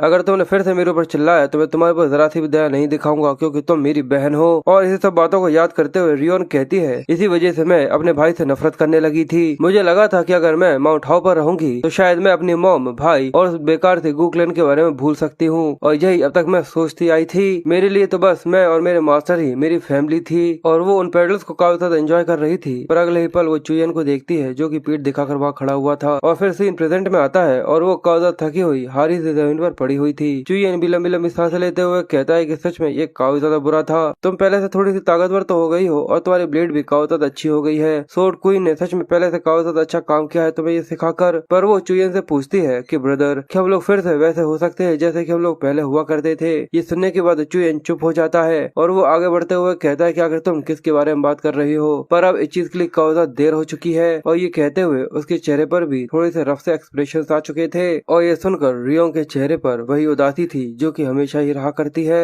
और वो कहती है कि उसने सीधे सीधे यहाँ पर ना नहीं कहा। जिसके बाद अब सीन शिफ्ट होता है और हमें काफी ज्यादा बड़े झरने के नीचे एक आदमी ट्रेनिंग करता हुआ दिखता है, जो कि अपनी तलवार को घुमाते हुए वहाँ पर अपनी शॉट प्रैक्टिस कर रहा था। और ये कोई और नहीं, हमारे चुयोन का सर्वेंट है मोयोन, जो कि अपनी तलवार को घुमाते हुए काफी ज्यादा खतरनाक और काफी ज्यादा पावरफुल से स्लैशेस लगाता रहता है। और इन पावरफुल अटैक्स के बीच में सीन यहाँ पर शिफ्ट हो जाता है, जहाँ पर उसे चुयोन की वो हालत दिखती है जहाँ पर वो बेहोश था। वो उसके पास बैठा हुआ रोते हुए कहता है कि आखिर आपने ये क्यों किया? आखिर आप अकेले उसका सामना करने क्यों चले गए? चुयोन बेहोश था, उसके हाथ पूरे खून खुआन हो चुके थे। वो कहता है कि आखिर मास्टर क्यों? उसे चुयोन की हालत देखकर सच में काफी ज्यादा पछतावा हो रहा था। वो कहता है कि मुझे पता है कि आप हमेशा ही मुझसे बचने की कोशिश करते हैं यंग मास्टर, और मुझे ये भी पता है कि आप एक ऐसे लेवल पर पहुंच चुके हैं जहाँ पर आपको मेरी कोई भी जरूरत नहीं है। इसका मतलब ये नहीं है कि मैं अपनी रिस्पॉन्सिबिलिटी से अपने पैर पीछे ले लूं। मेरा रोल हमेशा ही गूक्लेन के लिए एक तलवार और एक शील्ड बनने का रहा है, और यंग मास्टर इतने ज्यादा बुरी तरीके से घायल हो गए हैं, ये मेरी लाश के ऊपर होना चाहिए था। तो आखिर ये सब क्यों हुआ? और उस समय जब यंग मास्टर दूसरे लोगों की रक्षा करने के लिए अपनी जान को रिस्क में डाल रहे थे, ये सोचते हुए वो फिर से अपने सोर्ड स्लैशेस की पावर को और ज्यादा बढ़ा देता है और काफी गुस्से के साथ कहता है, और उस समय पर आखिर मैं क्या कर रहा था? और अपना ये अटैक वो झरने के ऊपर दे मारता है, जिसकी वजह से कुछ समय के लिए वो झरना यहाँ पर बहना बंद हो गया था। ये अटैक सच में काफी ज्यादा डेवास्टेटिंग था, जो देखना सच में काफी ज्यादा ओपी है। पर उसे अपने आप पे काफी ज्यादा गुस्सा आ रहा था। वो कहता है कि मैं एक पैथेटिक सा फूल हूँ, एक ऐसा इंसान जो कि दूसरों की रक्षा करने के लिए हमेशा शूट प्रैक्टिस करता है, पर अगर वो किसी की रक्षा न कर पाए तो वो किसी भी काम का नहीं है। पर वो अपनी बात पूरी करता उससे पहले उसे किसी की आवाज सुनाई देती है, क्या ये जगह पूरी तरह से ठीक होगी? ऐसा लगता है कि ये कुछ जरूरत से ज्यादा ही ऊपर है। ये सुनकर वो आवाज पहचान जाता है कि ये तो सियोल की है। क्या मुझे यहाँ पर कुछ गलत सुनाई दे रहा है? इसका तो सवाल ही पैदा नहीं होता कि सियोल ऐसी किसी जगह पर आएगी। पर वहीं उसे आवाज सुनाई देती है कि इसी तरीके से लगे रहो जैसा कि तुम पहले कर रही थी। वो कहते हैं कि मेरे पैर यहाँ पर पूरी तरह से गीले हो चुके हैं, पर फिर भी मैं यहाँ पर लगी रहूंगी। पर आखिर और कितने समय तक मुझे इसी तरीके से अपनी आंखें बंद करनी होंगी? फ्यूचर वाली सियोल की आवाज आती है कि बस कुछ समय तक और तुम इसी तरीके से अपने फुटवर्क के ऊपर फोकस करना होगा जिससे वो नेचुरल हो सके। वो कहती है कि ठीक है, पर इस तरीके से मैं बहुत ज्यादा गीली हो जाऊंगी और सच में मुझे बहुत लगेगी अगर मैं यहाँ से गिर गई। सच में पूरे में पानी पानी फैल रहा है। फ्यूचर सियोल की आवाज आती है कि चीज में कोई दिक्कत नहीं है, तुम सच में काफी ज्यादा अच्छा कर रही हो, अब इसके थर्ड फॉर्म को इस्तेमाल करो। और ये कहकर वो अपनी तलवार को घुमाती है और एक और बार और एक और बार, और इससे यहाँ पर लाइटिंग एनर्जी निकलना चालू हो चुकी थी और उसकी शॉर्ट प्रैक्टिस लगातार यहाँ पर बढ़ती जा रही थी, जहाँ पर अब वो अपने फोर्थ फॉर्म को इस्तेमाल कर रही थी। मोयोन ये देखकर कहता है कि मैं यहाँ पर कोई सपना देख रहा हूँ, सच में ये तो सियोल है। देखकर लगता नहीं है जैसे कि वो अपने आप से बातें कर रही है, पर आखिर वहाँ पर कौन है जिससे वो वहाँ पर बात कर रही है? रुको, पर इससे भी ज्यादा जरूरी तो ये है कि आखिर वो इतने ज्यादा खतरनाक क्लिफ के ऊपर वहाँ पर क्या कर रही है? यंग मास्टर सच में काफी ज्यादा डर जाते अगर उनने ये देखा होता। और फ्यूचर सियोल उससे कहती है कि अब सभी फॉर्म्स को एक साथ यहाँ पर इस्तेमाल करो, और जैसे ही वो यहाँ पर इस्तेमाल करती है तो सियोल की लाइटनिंग स्लैशेस के साथ यहाँ पर काफी ज्यादा पावरफुल अटैक्स होते हैं। और सच में ये देखना काफी ज्यादा इंसेन था कि सियोल देखते ही देखते कितनी ज्यादा पावरफुल हो चुकी है। जिसके बाद फ्यूचर सियोल कहती है कि अब इसके बाद आखिरी final form, fifth form. Seoul कहती है कि ठीक है, मैं इसे ट्राई करती हूँ, और जब वो इसे इस्तेमाल करती है तो वो इसे क्लियरली यहाँ पर परफॉर्म कर लेती है। फ्यूचर सियोल कहती है कि सच में तुमने काफी ज्यादा अच्छा किया। मोयोन ये देखकर सच में काफी शौक था। वो कहता है कि अगर उसने ये कैसे किया, क्या वो सभी से छुप कर सोर्समैनशिप ट्रेनिंग करती है? मुझे तो लगा था कि वो बस एक नौकर है जिसको काफी ज्यादा मिठाइयाँ पसंद है, पर आखिर मैं यहाँ पर क्या सोच रहा हूँ? मुझे अपने ऊपर ध्यान देने की जरूरत है। वो अब सियोल के ऊपर से ध्यान हटाता है, कहता है कि मुझे अभी दूसरों के ऊपर ध्यान देने की बिल्कुल जरूरत नहीं है, इसकी मेरे पास कोई वजह नहीं है। इसके बजाय मुझे अपनी लेवल्स को इम्प्रूव करना चाहिए। इस समय बस मुझे अपने पाथ के ऊपर फोकस करने की जरूरत है और भी ज्यादा कड़ी ट्रेनिंग करने की। ये वो ड्यूटी है जो कि गूगलन का बॉडीगार्ड होने के नाते मैं यहाँ पर कैरी करता हूँ और इसी तरीके से मैं अपनी रिस्पॉन्सिबिलिटी को पूरी तरह फुलफिल कर पाऊंगा।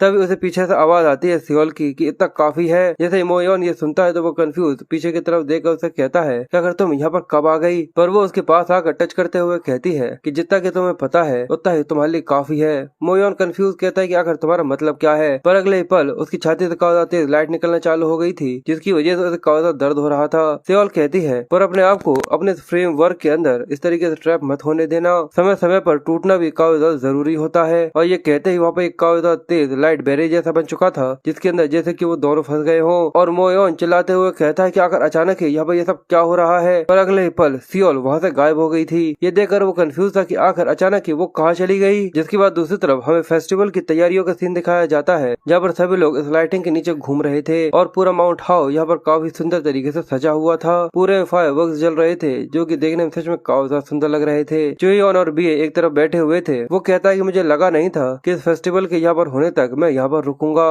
पर देखो हम लोग यहाँ पर रुके हुए हैं। पर अगर अब ये यहाँ पर आ चुका है तो मुझे लगता है कि मुझे सही तरीके से आराम करना चाहिए यहाँ से जाने से पहले। और उसकी ये बातें सुनकर बीए उसकी तरफ देखकर मुस्कुरा रही थी जो कि काफी ज्यादा सुंदर लग रही है। और वो बीए से कहता है कि जैसे ही हम लोग यहाँ से क्लियर हो जाएंगे तुम सीधे अपने घर की तरफ जाना, ठीक है। तुम्हारी फैमिली वाले भी सच में तुम्हारी वजह से काफी ज्यादा टेंशन ले रहे होंगे। पर वो तो उसके कंधे पर सिर रख कर उससे कहती है कि ठीक है। पर चुयोन ये देख कर थोड़ा सा हिचकिचाता है और वो कहता है कि ठीक है। और उन दोनों को देख कर ऐसा लग रहा था जैसे कि वो दोनों यहाँ पर डेट पर आए हों। और दूसरी तरफ का हमें जो सीन दिखाया जाता है कि पीच ब्लॉसम की जो डिसाइपल्स थे वो अपने एनर्जी से इन फायरबर्स्ट को जला रहे थे। और सच में ये देखना काफी ज्यादा फनी है क्योंकि एक कहता है कि मेरा हाथ यहाँ पर टूटने वाला है तो दूसरा कहता है कि ये दर्द भी काफी ज्यादा मजा देता है क्योंकि ये सारे के सारे हैंडमेड हैं। और इसी सब फायरबर्स्ट के बीच में हमें दो बूढ़े लोगों को दिखाया जाता है जो कि एक रूम में बैठे हुए थे और वहाँ का एटमॉस्फेयर सच में काफी ज्यादा इंटेंस लग रहा था। डिवाइन फिजिशियन कहता है सोर्ड सुप्रीम नहीं अलायंस लीडर, मुझे पता है कि अगर तुम यहाँ पर ये सब क्यों पूछ रहे हो,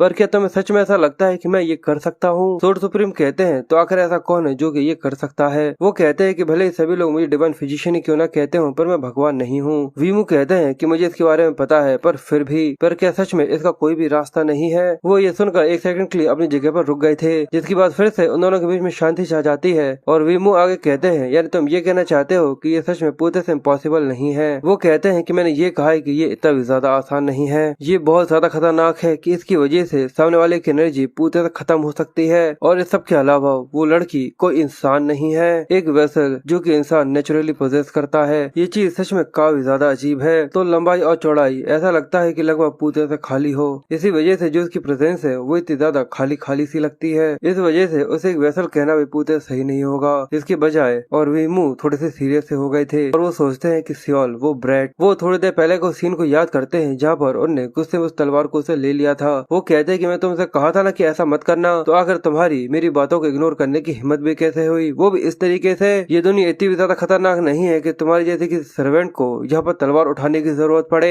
अपनी औकात को याद रखो और अपनी ड्यूटी को फॉलो करो। और ये कहकर वो यहाँ पर बस सियोल को रोकना चाहते थे। ये सब के बारे में सोचकर उनके हाथ कपकपाए जा रहे थे। वो कहते हैं और वो आगे कहते हैं कि इसी वजह से तो मैं आपसे ये रिक्वेस्ट कर रहा हूँ, प्लीज सियोल को एक नॉर्मल जिंदगी जीने का मौका दीजिए। वो कहते हैं कि पर जो इसकी रिक्वायरमेंट होती है वो काफी ज्यादा खतरनाक होती है, ये मेडिकल रियल्म से पूरी तरह से अलग है। वीमू कहते हैं कि इसी वजह से तो मैं डिवाइन फिजिशियन के पास आया हूँ। वो कहते हैं कि जैसा कि मैं पहले कह चुका हूँ कि ये कोई सिंपल सी चीज नहीं है, इसके अंदर शायद काफी सारे रिसोर्स और समय लग सकता है जो कि पूरी क्लैन तक को खा सके और इसकी वजह से हमें कई सारी चीजों का भी सामना करना पड़ सकता है। वीमू कहते हैं कि आपको इसकी चिंता करने की जरूरत नहीं है, सारी चीजें मैं देख लूंगा। अगर आपको किसी चीज की जरूरत होगी तो सारी चीजें मैं आपके लिए तैयार करूंगा। वो कहते हैं कि ऐसी चीज जो कि मुझे चाहिए। वीमू उससे कहते हैं कि आप बिल्कुल, मुझे पता है कि आप भी आपके ग्रैंडसन के लिए काफी ज्यादा परेशान है, क्यों मैंने सही कहा ना। जैसे वो ये सुनते हैं वो गुस्से में कहते हैं कि मुझसे ये मत कहना। और वीमू एक रैंक 100 की माना स्टोर के बारे में उसे बताते हैं। ये सुनने के बाद वो शॉक होते हुए कहते हैं कि अगर तुमने इसके बारे में कहाँ से सुना। वीमू कहते हैं कि मुझे लगता है कि हम दोनों ही हमारे ग्रैंड चिल्ड्रन के बारे में काफी ज्यादा चिंता करते हैं, इसलिए प्लीज अपनी ताकत का सही तरीके से इस्तेमाल कीजिए, वो भी बस केवल हमारे बच्चों के लिए। ये बात सुनने के बाद अब डिवाइन फिजिशियन भी उससे कुछ भी नहीं बोल पा रहे थे और इसलिए वो वीमू से पूछते हैं कि सच में यहाँ पर कोई रीजन है जिसकी वजह से आप उसको कोई भी सोर्समैनशिप नहीं सिखवाना चाहते।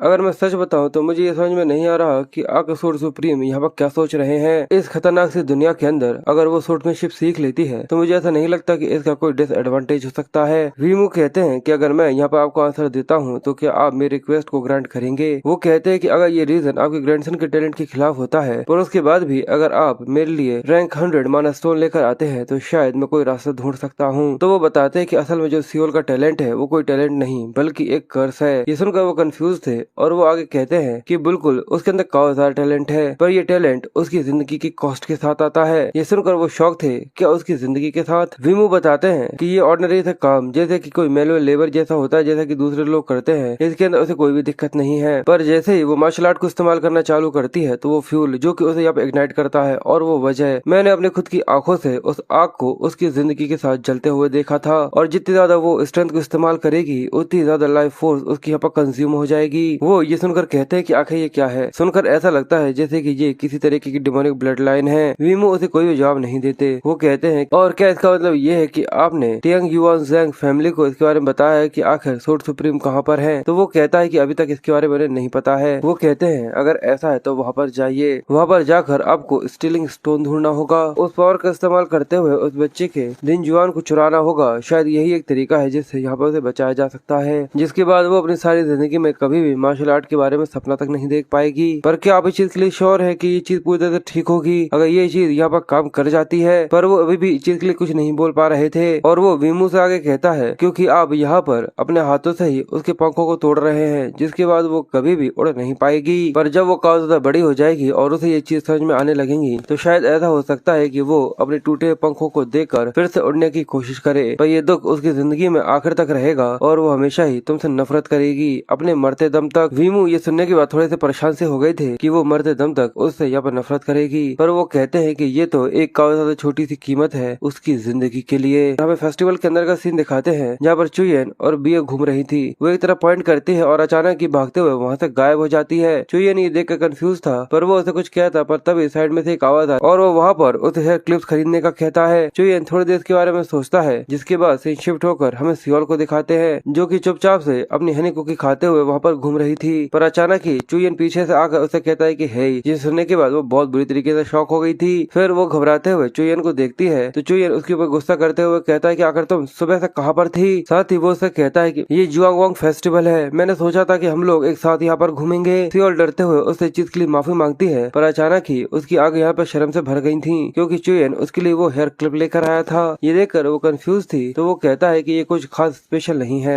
पर तुम काफी ज्यादा कड़ी मेहनत करती हो इसलिए मुझे लगा कि मैं तुम्हारे लिए लेकर आ जाऊँ। तो अब तुम किसका इंतजार कर रही हो, जल्दी से लो, मेरा हाथ दर्द करने लगा है। वो कहती है कि सच में आप ये मेरे लिए लेकर आए हैं। वो कहता है कि अगर तुम्हें ये नहीं चाहिए तो ठीक है मैं इसे वापस रख लेता हूँ। तो वो रोते हुए किसी बच्चे की तरह कहती है कि नहीं मुझे ये चाहिए। चुयन ये सुनकर मुस्कुराता है और कहता है कि अगर ऐसा है तो लो, इसको लो, रुको मैं खुद इसे यहाँ पर लगा देता हूँ। फिर वो उसके बालों पर उसे लगा देता है और वो देखने में काफी ज्यादा सुंदर लग रही थी। वो कहता है कि ये सच में तुम्हारे ऊपर सूट कर रहा है और साथ ही वो अपने एक्साइटमेंट को यहाँ पर छुपाने के लिए कहता है कि अगर तुम्हें पसंद ना हो तो तुम इसे निकाल सकती हो। वैसे भी ये कुछ खास महंगा नहीं था या फिर कुछ ऐसा ही। पर सियोल वापस एक काफी ज्यादा बड़ा सरप्राइज दे देती है क्योंकि अचानक ही आकर वो चुयन के गाल पर एक किस दे देती है जिसकी वजह से वहाँ पर छाप छूट गई थी और साथ ही वो मुस्कुराते हुए उससे कहती है कि तुम्हारा बहुत बहुत शुक्रिया। और सच में ये सीन काफी ज्यादा क्यूट था। जिसके बाद अगले दिन का सीन होता है जहाँ पर हमें बिया को दिखाते हैं जब सियोल और चुयन भी वहाँ पर घूम रहे थे। वो आवाज देकर चुयन से कहती है कि जल्दी करिए हम लोगों को जाना है। पर वहीं वो चीज के ऊपर ध्यान देती है तो वो चिल्लाकर कहती है कि मास्टर क्या आप बीमार हैं, आपका चेहरा लाल लाल हो रहा है। और उसके लिए ये पहली बार था कि किसी लड़की ने उसके गाल पर भी किस किया हो इसलिए वो ये सोच सोच कर काफी ज्यादा शर्मा रहा था। वो सोचता है कि चुयन तुम कोई छोटे बच्चे नहीं हो, अगर तुम ऐसी किसी चीज की वजह से इस तरीके से कैसे शर्मा सकते हो। इसलिए वो उससे कहता है कि तुम बस यहाँ पर चीजों को इमेजिन कर रही हो। ये देखकर वो कंफ्यूज थी। और दूसरी तरफ हमें कई सारे लोगों की बात सुनाई जाती है जहाँ पर सभी लोग फोंग को देखकर कंफ्यूज थे और वहाँ पर और भी कई सारी बातें होती है जहाँ पर फोंग आगे बढ़ते हुए अपने बारे में बताता है कि वो माउंट हाउ का थर्ड टॉप डिसाइपल है। और वो कहते हैं तो क्या तुम सो ड्रैगन जीनियस हो। फोंग कहता है कि इसकी वजह से तुम्हें शर्म आ रही है। चुयन पीछे से ये सब देख रहा था। वो कहता है कि फोंग आखिर ये यहाँ पर क्या कर रहा है, केस को फेस्टिवल की तैयारियों के अंदर बिजी नहीं होना चाहिए था। तभी फोंग का ध्यान चुयन की तरफ जाता है और वो उसको देखकर खुश हो गया था। वो जल्दी से उसके पास जाते हुए कहता है कि तुम भी जी हाँ फेस्टिवल की तरफ ही जा रहे हो। चुयन कहता है कि हाँ ऐसा समझ सकते हो पर क्या तुम्हारा यहाँ पर बाहर घूमना पूरी तरह से ठीक होगा, तैयारी अभी पूरी नहीं हुई होगी, मैंने सही कहा ना। पर वो कहता है कि नहीं पर सारी चीजें लगभग तैयार हो चुकी हैं इसलिए इस चीज में कोई दिक्कत नहीं। पर वहीं पीछे हमें कुछ लोग दिखते हैं जो कि चिल्लाते हुए कहते हैं कि जल्दी से यहाँ से हट जाओ, फेस्टिवल का तक करीब आ चुका है। पर आखिर सभी लोग यहाँ से कहाँ भाग गए। तो दूसरा कहता है कि मैंने सुना था कि वो लोग लास्ट मिनट के लिए लिए आज की डुअल की ट्रेनिंग करने के लिए गए हैं। तो वो चिल्लाकर कहता है कि आखिर ये लास्ट मिनट वाली ट्रेनिंग आखिर किस तरीके की बकवास है। और फोंग ये सुनकर काफी ज्यादा परेशान हो रहा था और वो परेशान होते हुए कहता है कि इवेंट काफी ज्यादा करीब आ गया है, मुझे लगता है कि मुझे एरिना दिखाने चलना चाहिए। साथ ही वो सोचता है कि डुअल की तैयारियां करना और फिर वो लोगों को एरिना के पास लेकर आ जाता है जहाँ पर ये डुअल होने वाला था। सियोल ये देखकर खुश होते हुए कहती है कि यंग मास्टर देखिए ये कितना ज्यादा बड़ा है। वो सोचता है कि ये तुमने गू ड्रैगन ब्रदर के बीच में भी देखा था जो कि इतना ही ज्यादा कुछ बड़ा था। फोंग चुयन से पूछता है कि तुम इस फेस्टिवल के अंदर पार्टिसिपेट नहीं कर रहे। वो कहता है कि नहीं, क्या मैं कोई पागल दिखता हूँ। वो कहता है कि मैं मजाक कर रहा था, वैसे भी ये माउंट हाउ के केवल डिसाइपल्स के लिए ही होता है। और चुयन कहता है कि सब के अलावा रियोन भी है जो कि यहाँ पर लड़ेगी, अगर उसका अपोनेंट कौन होगा। मैं बस ये सोचता हूँ कि वो यहाँ पर बुरी तरीके से हार ना जाए। और इस सब के बीच में ही फोंग उससे कहता है कि तुमने इसके बारे में सुना है कि जो तुम्हारी छोटी बहन है उसका जो अपोनेंट है वो मैं होने वाला हूँ। चुयन जैसे ये सुनता है उसे काफी ज्यादा बड़ा झटका मिलता है, जैसे कि उसके नीचे की जमीन सरक गई हो। वो कहता है क्या, आखिर ये किस तरीके की बकवास है। बी कहती है कि डुअल ये सच में काफी ज्यादा मजेदार होगा। और वो सोचती है कि रियोंग का तो यहाँ पर फोंग के खिलाफ जरा सा भी चांस तक नहीं है। फोंग कहता है कि तुम लोग हमारे डुअल को देखोगे तो सच में एक काफी ज्यादा अच्छा एनालिसिस देना। चुयन सोचता है कि सच में ये इंसान चाहता है कि मैं इसको एक स्पेयरिंग एनालिसिस दूं। जिसके बाद सभी लोगों को एरिना से दूर जाने के लिए अनाउंस किया जाता है क्योंकि अब ये फेस्टिवल यहाँ पर शुरू होने वाला था। वो लोग कहते हैं कि ठीक है, अब हम लोगों को भी यहाँ से दूर चलना चाहिए। और यहाँ पर चुयन को अपनी छोटी बहन की काफी ज्यादा चिंता सी हो रही थी। जिसके बाद अनाउंस किया जाता है कि सेक्ट लीडर यहाँ पर आ रहे हैं। सभी लोग उसके बारे में बात कर रहे थे और वहाँ पर पूरे में पेडल्स फैलना चालू हो जाते हैं, जो देख कर चुयन थोड़ा कंफ्यूज था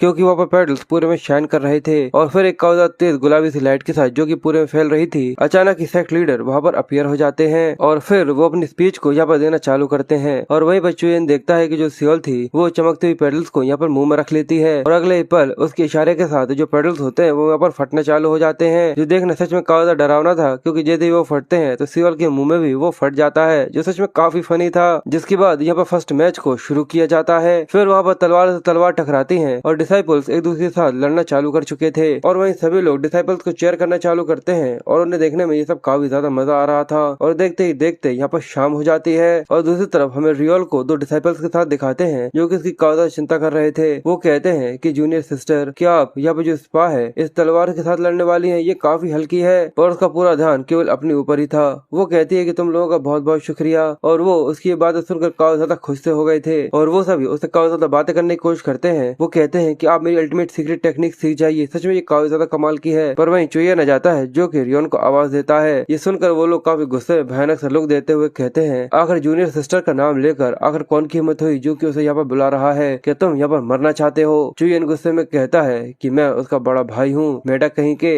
जिसके अगले सीन में वो लोगों की धुलाई कर देता है। जिसके बाद वो कहता है कि मैंने सुना कि तुम फोंग के साथ यहाँ पर लड़ने वाली हो। वो कहती है कि हाँ। वो कहता है कि मैं तुम्हें समझता हूँ, पर अगर सोर्ड एम्प्रेस ने ये सोचा है तो तुम्हें यहाँ पर इस चीज को कैंसिल कर देना चाहिए क्योंकि सभी लोगों के बजाय अगर तुम ड्रैगन सूट से लड़ती हो तो जो रिजल्ट है वो काफी ज्यादा ऑब्वियस है। वो कहती है कि असल में वो मैं थी जिसने उससे ये पूछा था। चुयन ये सुनकर कंफ्यूज था। वो कहती है कि तुम्हारे यहाँ पर मेरे पास आकर मुझसे पूछने के लिए बहुत बहुत शुक्रिया, पर क्या आपको इसके बारे में पता है कि जो मास्टर है सीनियर ब्रदर्स है और जो मेरी मास्टर है और यहाँ तक तुम भी, मैंने तुम लोगों सच में काफी ज्यादा काइंडनेस को यहाँ पर रिसीव किया है, इसलिए मुझे लगता है कि अब धीरे धीरे कर मैं अपने एक्शन के साथ इन्हें यहाँ पर रीपे करूँ। ये सुनकर वो दोनों यहाँ पर रोने लगे थे और वो काफी कॉन्फिडेंस के साथ आगे कहती है, और ये मेरा पहली बार है जहाँ पर मैं इस लड़ाई से नहीं भागने वाली। जिसके बाद सभी लोग फोंग और रियोन की लड़ाई के बारे में बात करना चालू करते हैं। फिर से हमें वही पास्ट का सीन दिखाया जाता है जहाँ पर रियोल कहती है कि ये तब की बात है जब मेरा बड़ा भाई मुझ पर गुस्सा हुआ था। शुरुआत में मैं बस उससे नफरत करती थी, पर उसी पॉइंट पर वो जो गुस्सा था उसने मुझे काफी ज्यादा बुरी तरीके से डरा दिया था और सेटलमेंट को मैं बिल्कुल भी नहीं रोक पाई थी। और वो डर जो कि मेरे बड़े भाई से शुरू हुआ था वो धीरे धीरे कर बढ़ता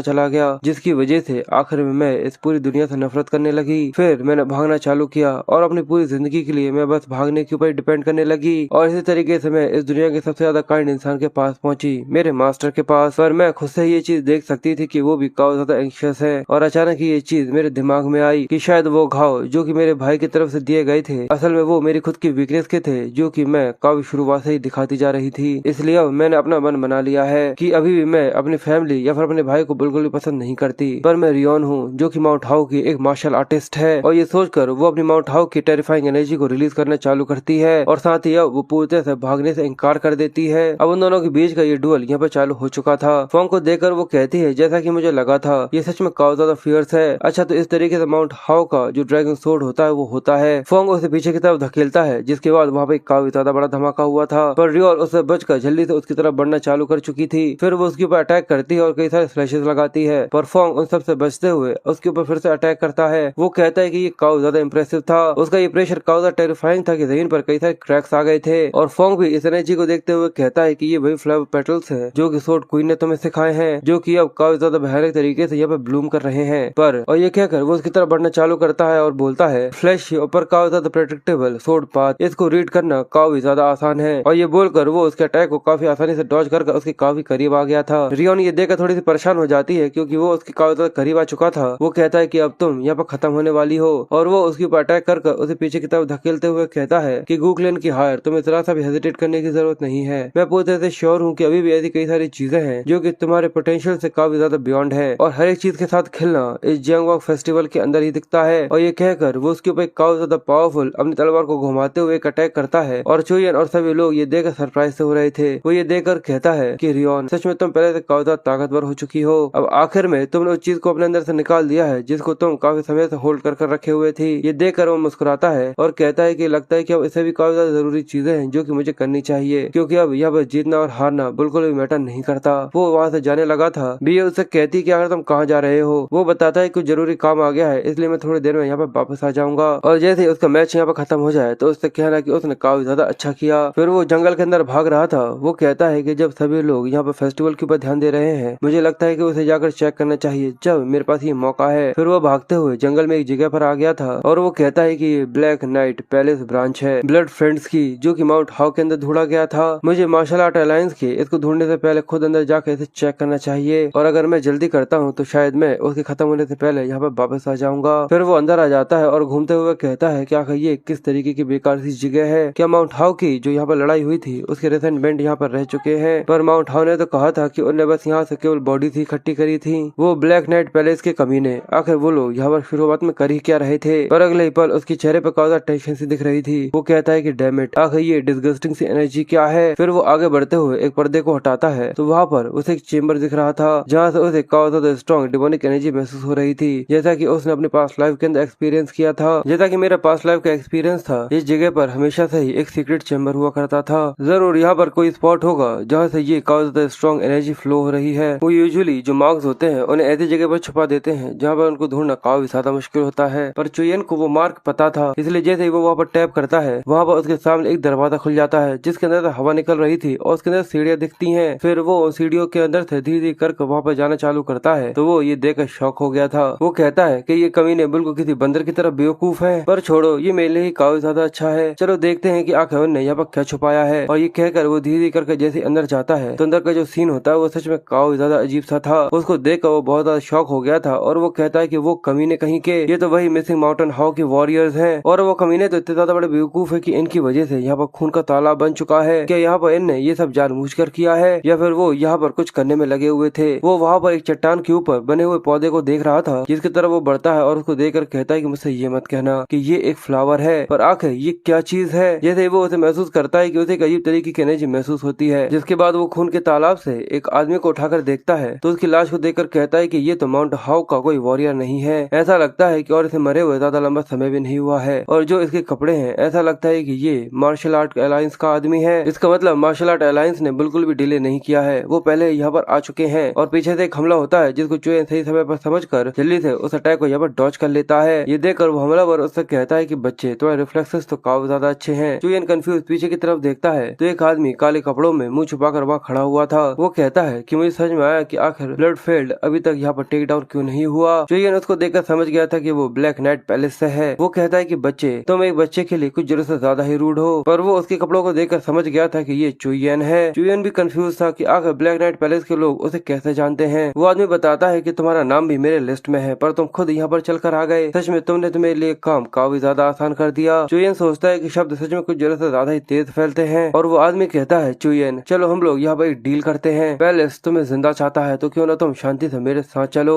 चुयन अपनी एनर्जी को रिलीज करते हुए कहता है कि तुम मुझे यहाँ पर हंसी दिला रहे हो। थोड़ी देर पहले पीछे से तुमने मेरे ऊपर हमला करके मुझे मारने की कोशिश करी, क्योंकि मुझे ये नहीं पता था कि तुम मेरे पीछे खड़े हुए हो। क्या तुम इतना भी नहीं पता कि कम से कम ऐसा झूठ तो बोलो जिसके ऊपर कोई यकीन कर सके। अगर तुम यहाँ आ ही गए हो तो जल्दी से आ जाओ, चलो इस चीज को जल्दी से खत्म करते हैं। वो काले कपड़ों वाला आदमी अपने बारे में बताता है कि उसे नाच चाल कहते हैं। चुयन कंफ्यूज कहता है कि आखिर अचानक तुम अपने आप को इंट्रोड्यूस क्यों करवा रहे हो। तो नचाल उसके ऊपर हमला करते हुए कहता है कि क्योंकि ये एक कॉन्ट्रास्ट है, क्या कम से कम तुम्हें ये नहीं पता होना चाहिए कि आखिर तुम्हें कौन मारने वाला है। और उसकी ये स्पीड देखकर चुयन डर गया था क्योंकि उसकी ब्लेड उसके काफी ज्यादा करीब आ जाती है और बड़ी मुश्किल से चुयन अपने आप को उसके ऊपर हमला कर सही समय पर डॉज कर पाता है। और नचाल भी ये देखकर झल्ली से वहां से हट गया था और झल्ली से उसके पीछे आ जाता है। चुयन पीछे की तरफ देखते हुए कहता है कि एग्जिट यहाँ से काफी ज्यादा दूर है, अगर मैं यहाँ से भागने की कोशिश करता हूँ पर इसे लड़ना भी सच में काफी ज्यादा डिसएडवांटेज वाली बात है। नचाल घूमते हुए उसके करीब आ गया था और ऊपर से अब वो चुयन के ऊपर हमला करने की कोशिश करता है पर सही समय पर वो उसके अटैक को डॉज करके पीछे की तरफ घूम जाता है और नचाल फिर से घूमते हुए आकर उसके ऊपर अटैक करने की कोशिश कर रहा था। वो कहता है कि अगर तुम इन तलवारों को तभी डॉज क्यों करते हो जो कि फेंडी की ब्लेड से भी छोटी है। और चुयन परेशान होते हुए कहता है कि अगर मेरे पास थोड़ी सी और इंटरनल एनर्जी होती तो शायद मैं इसे अच्छी तरीके से लड़ पाता। और नचाल कहता है कि तुम्हें लगता है कि जो फ्रेंड्स का ब्लड है वो सच में इस तरीके के कावर्ड से डरेगा, वो इस तरीके की मौत ही डिजर्व करते हैं। और ये कहकर वो चुयन के ऊपर एक अटैक करता है पर चुयन अपने हाथों को मोड़कर इस अटैक को ब्लॉक तो कर लेता है पर इसका प्रेशर काफी ज्यादा तेज था जिस वजह से वो सरकते हुए खून में काफी ज्यादा दूर चला जाता है और वो खून के अंदर गिर गया था।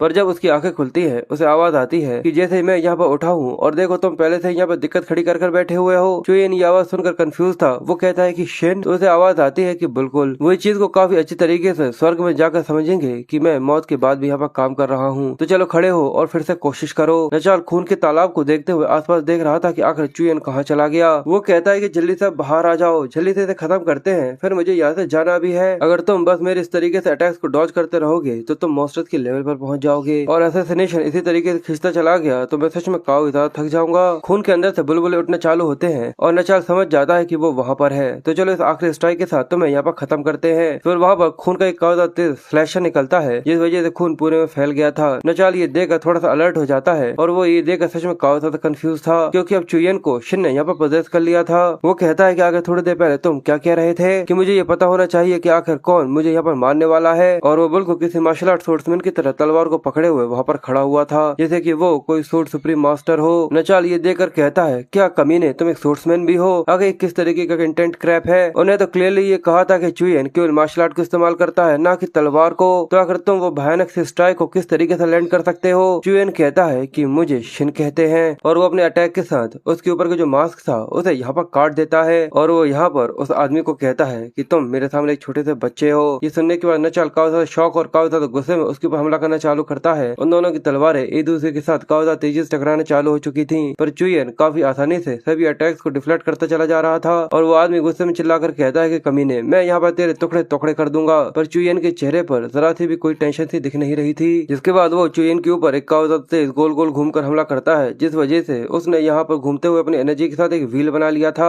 चुयन कहता है कि जब गुस्सा तुम्हें कंज्यूम कर लेता है तो तुम्हारा दिमाग पूरे से क्योटिक हो जाता है और तब तुम्हारी तलवार के साथ तुम्हारे माइंड बिल्कुल भी इस फ्लो को सेटल नहीं कर पाता। और वो चुयन को पोज देते हुए उससे कहता है कि जरा इस चीज को करीब से देखना कि एक ट्रू मार्शल आर्टिस्ट को कभी भी अपने इंटरनल एनर्जी का ज्यादा इस्तेमाल करने की जरूरत नहीं पड़ती। वो लगातार हेवन और अर्थ को पूरी तरह से हिला सकता है। और शिन फिर पीच ब्लॉसम के सिंगल सोर्ड का इस्तेमाल करता है और जब यहाँ पर दोनों की तलवारें एक दूसरे से टकराती हैं तो उसके पीछे एक पीच ब्लॉसम का पेड़ आ गया था। ये एनर्जी सच में इतनी ज्यादा टेरिफाइंग होती है कि वो आदमी ये देखकर कंफ्यूज था। वो कहता है कि आखिर ये क्या है और यहाँ तक चुयन भी ये देखकर काफी ज्यादा शॉक था। और हमें उसके पीछे शिन की अपीयरेंस दिखाई जाती है जो कि उसका हाथ पकड़ते हुए उसे यहाँ पर सिखा रहा था। और वो कहता है कि बिल्कुल इसे मार्शल आर्ट की तरह ही अपील किया जाता है। मुझे तुम्हारे टैलेंट को देखकर लगा था कि तुम खुद से ही इस चीज के बारे में पता लगा लोगे, पर इस लेवल की क्लूनेसनेस सच में ये काफी ज्यादा डिसअपॉइंटिंग है जिस वजह से कि इंसान को फिर से समय के अंदर वापस आना पड़ा, वो भी तुम्हारे लिए। चुयन ये देखकर कहता है कि आखिर अभी अभी इसने यहाँ पे ये क्या कहा। वो ये सुनकर कंफ्यूज था।